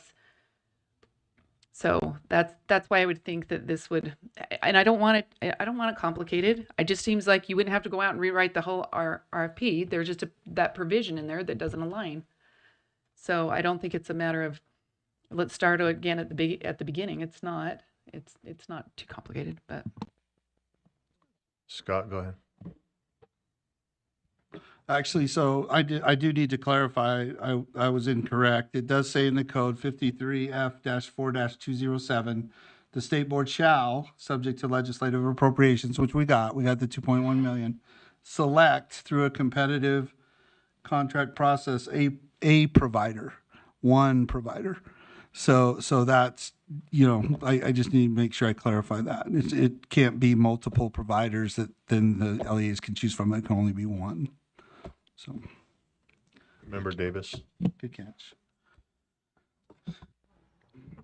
Maybe that's a code change request, so that, if we had multiple, they could use multiple. My only concern is if we can only have one, and the LEAs that choose to use the climate survey and they choose to use it as part of their early warning system, then they would have to get two systems, which doesn't make any sense.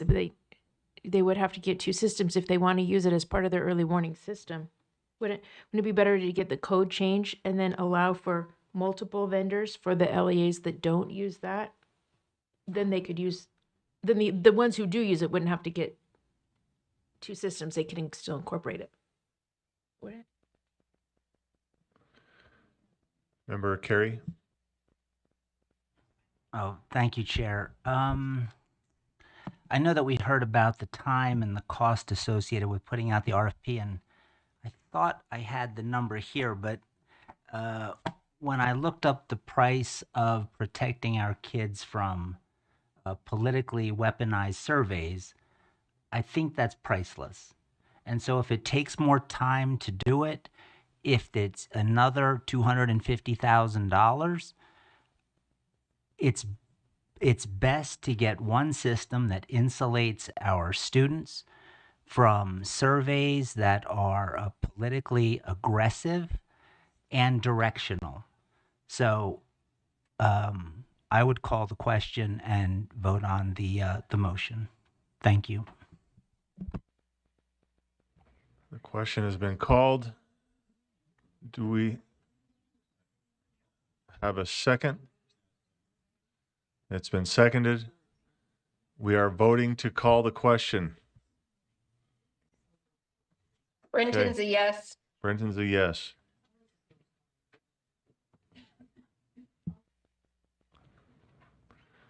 Let's get that. Are we getting that ready?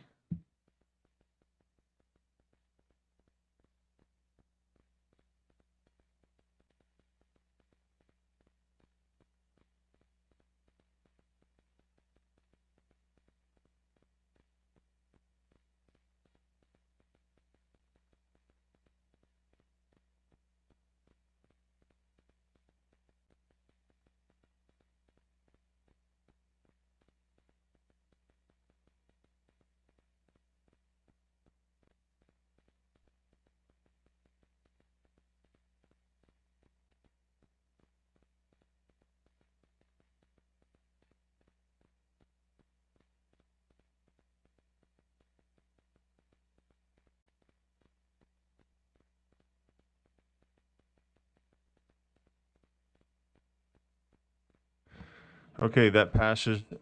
13 in favor, 2 opposed. Those opposed to calling the question, Member Bogus and Member Reel. So that brings us to our motion then, and our motion is that the RFP go back out, including only the requirements listed in code. Let's vote. Brenton's a yes. Thank you, Member Brenton.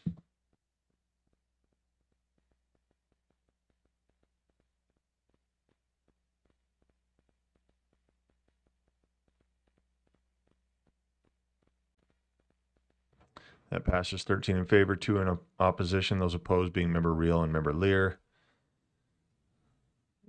Okay, we still have consent items in front of us. 5.1.4 has been pulled. Otherwise, we'd seek a motion to approve other things.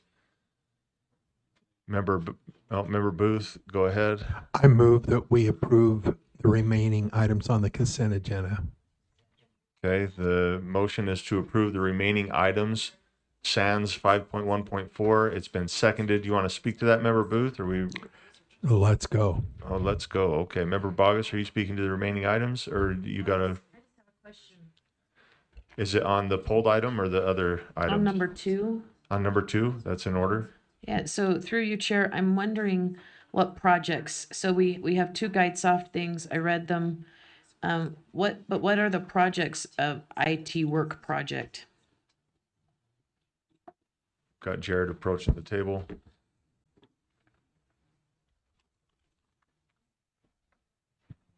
Thank you, Chair.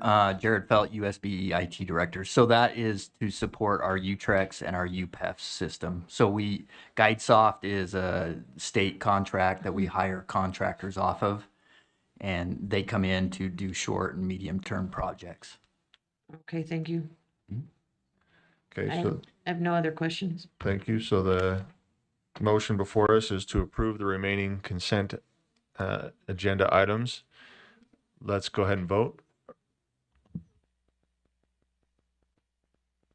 Brenton's a yes. Thank you, Joanne.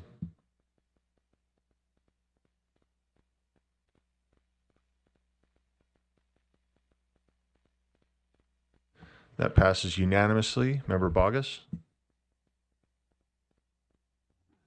I have nothing to say.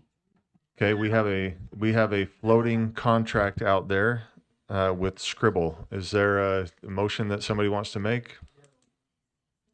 That was timely.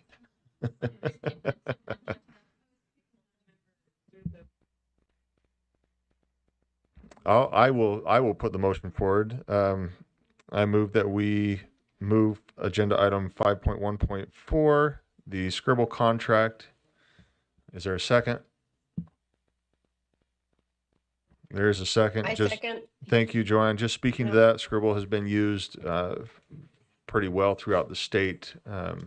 I know that not only do my teachers in my school use it, but throughout the state, it's well used. So I support the contract moving forward.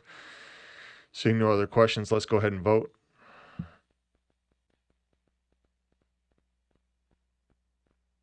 Brenton's a yes.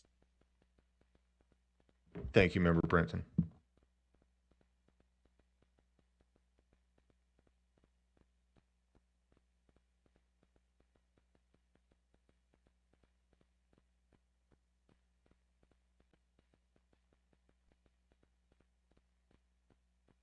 Okay, that passes 11 in favor, 4 opposed. Those opposed being Member Carey, Member Longacre, Member Green, and Member Bogus. That concludes our consent calendar or consent agenda item. We are going to look into moving into closed session. Let me see if I can find that. We're going to move into closed session. I'm seeking a motion that the board go into executive session for the purpose of discussing any of the following: a person's character, competence, or health, pending or imminent litigation, certain matters regarding the acquisition or sale of real property, or including water rights or shares, the deployment of security personnel, devices, or systems, an investigation of alleged criminal conduct, the receipt or review of an ethics complaint if the public body is the Independent Legislative Ethics Commission, certain matters under the jurisdiction of a Legislative Ethics Committee, and certain deliberations and decision-making involving or involved in the procurement process. So moved. Thank you. Is there a second? Okay, it's seconded. Let's do a roll call vote. Member Bogus? Member Booth? Member Bollinger? Yes. Member Brenton? Yes. Member Davis? Member Earl? Member Green? Member Hall? I'm a yes. Member Kelly? Member Kelly? Member Carey? Member Longacre? Member Lear? You're saying here, two of you said here, but I'm assuming that's a yes. Member Lear is a, Member Lear, did you say yes? Member Reel? Member Wood? Yes. Okay, let's move into closed session. Thank you.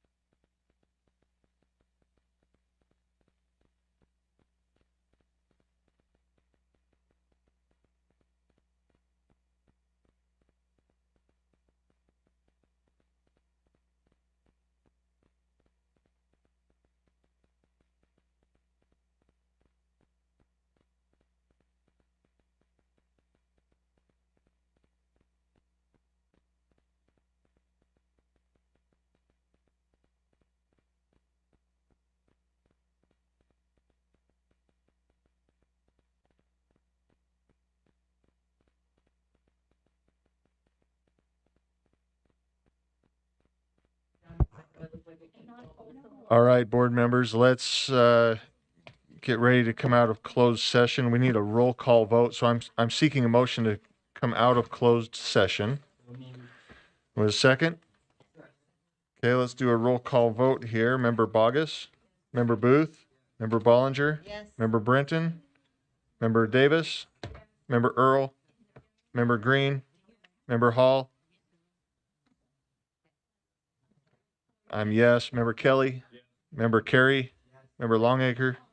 Member Lear is gone. Member Reel is gone. Member Wood. Okay. Member Bogus.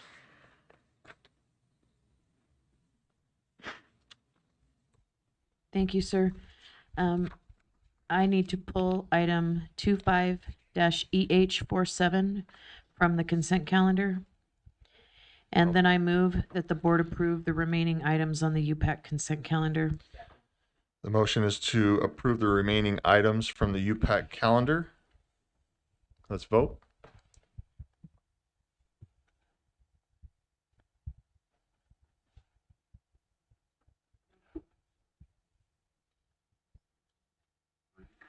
Okay, that passes unanimously. Member Bogus.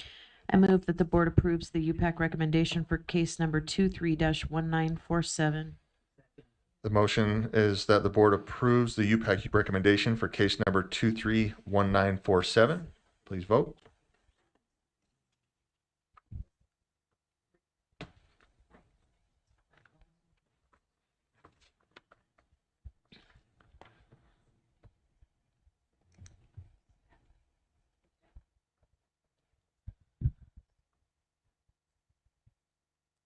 One more. Jenny? That passes unanimously. Member Bogus. Thank you, sir. I move that the board approves the UPAC recommendation for case number 24-2098. The motion before the board is that the board approves the UPAC recommendation for case number 24-2098. Please vote.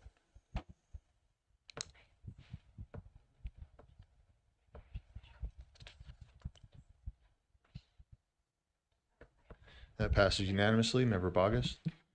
Thank you. I move that the board approves the UPAC recommendation for case number 24-2118. The motion for the board is that the board approves the UPAC recommendation for case number 2118. Let's vote. I'm sorry, sir, 24-2118. You're right, 24-2118. Thank you for that clarity. Let's vote.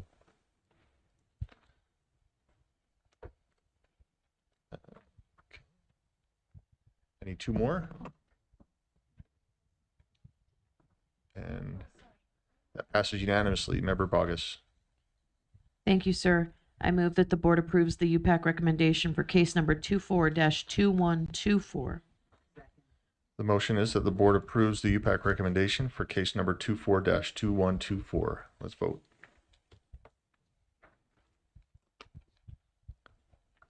That passes unanimously. Member Bogus.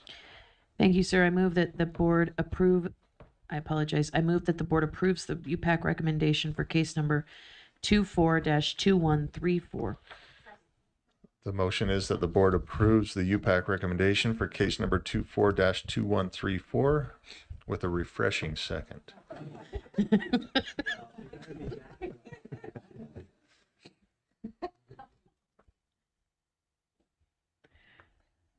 Oh, I apologize. That passes unanimously. Member Bogus. Thank you, sir. I move that the board adopt the remand order for case number 25-2208. The motion is that the board approves the UPAC recommendation. I'm sorry, sir, that is not the motion. Oh, I'm sorry. Repeat that. I move that the board adopt the remand order in case number 25-2208. Thank you. The motion is that the board adopt the remand order for case number 25-2208. Thank you for that clarification. Let's vote.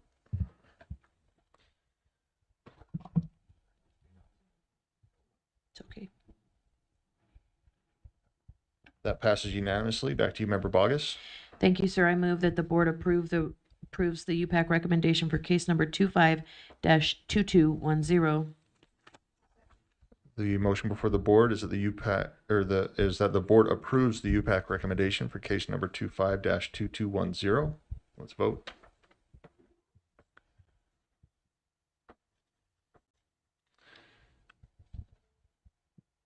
That passes unanimously. Member Bogus. Thank you, sir. I move that the board approves the UPAC recommendation for case number 25-2242. The motion for the board is that the board approves the UPAC recommendation for case number 25-2242. Let's vote.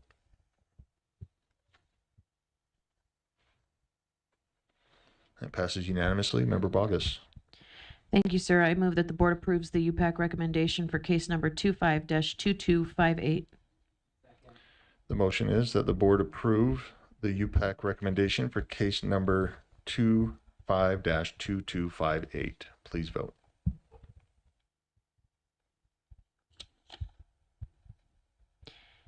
And that concludes my motion, sir. Thank you. That passes unanimously and concludes the voting items coming out of the executive session. Seek one final motion. Do we have a second? All in favor? Aye. Any opposed? We're adjourned. Thank you.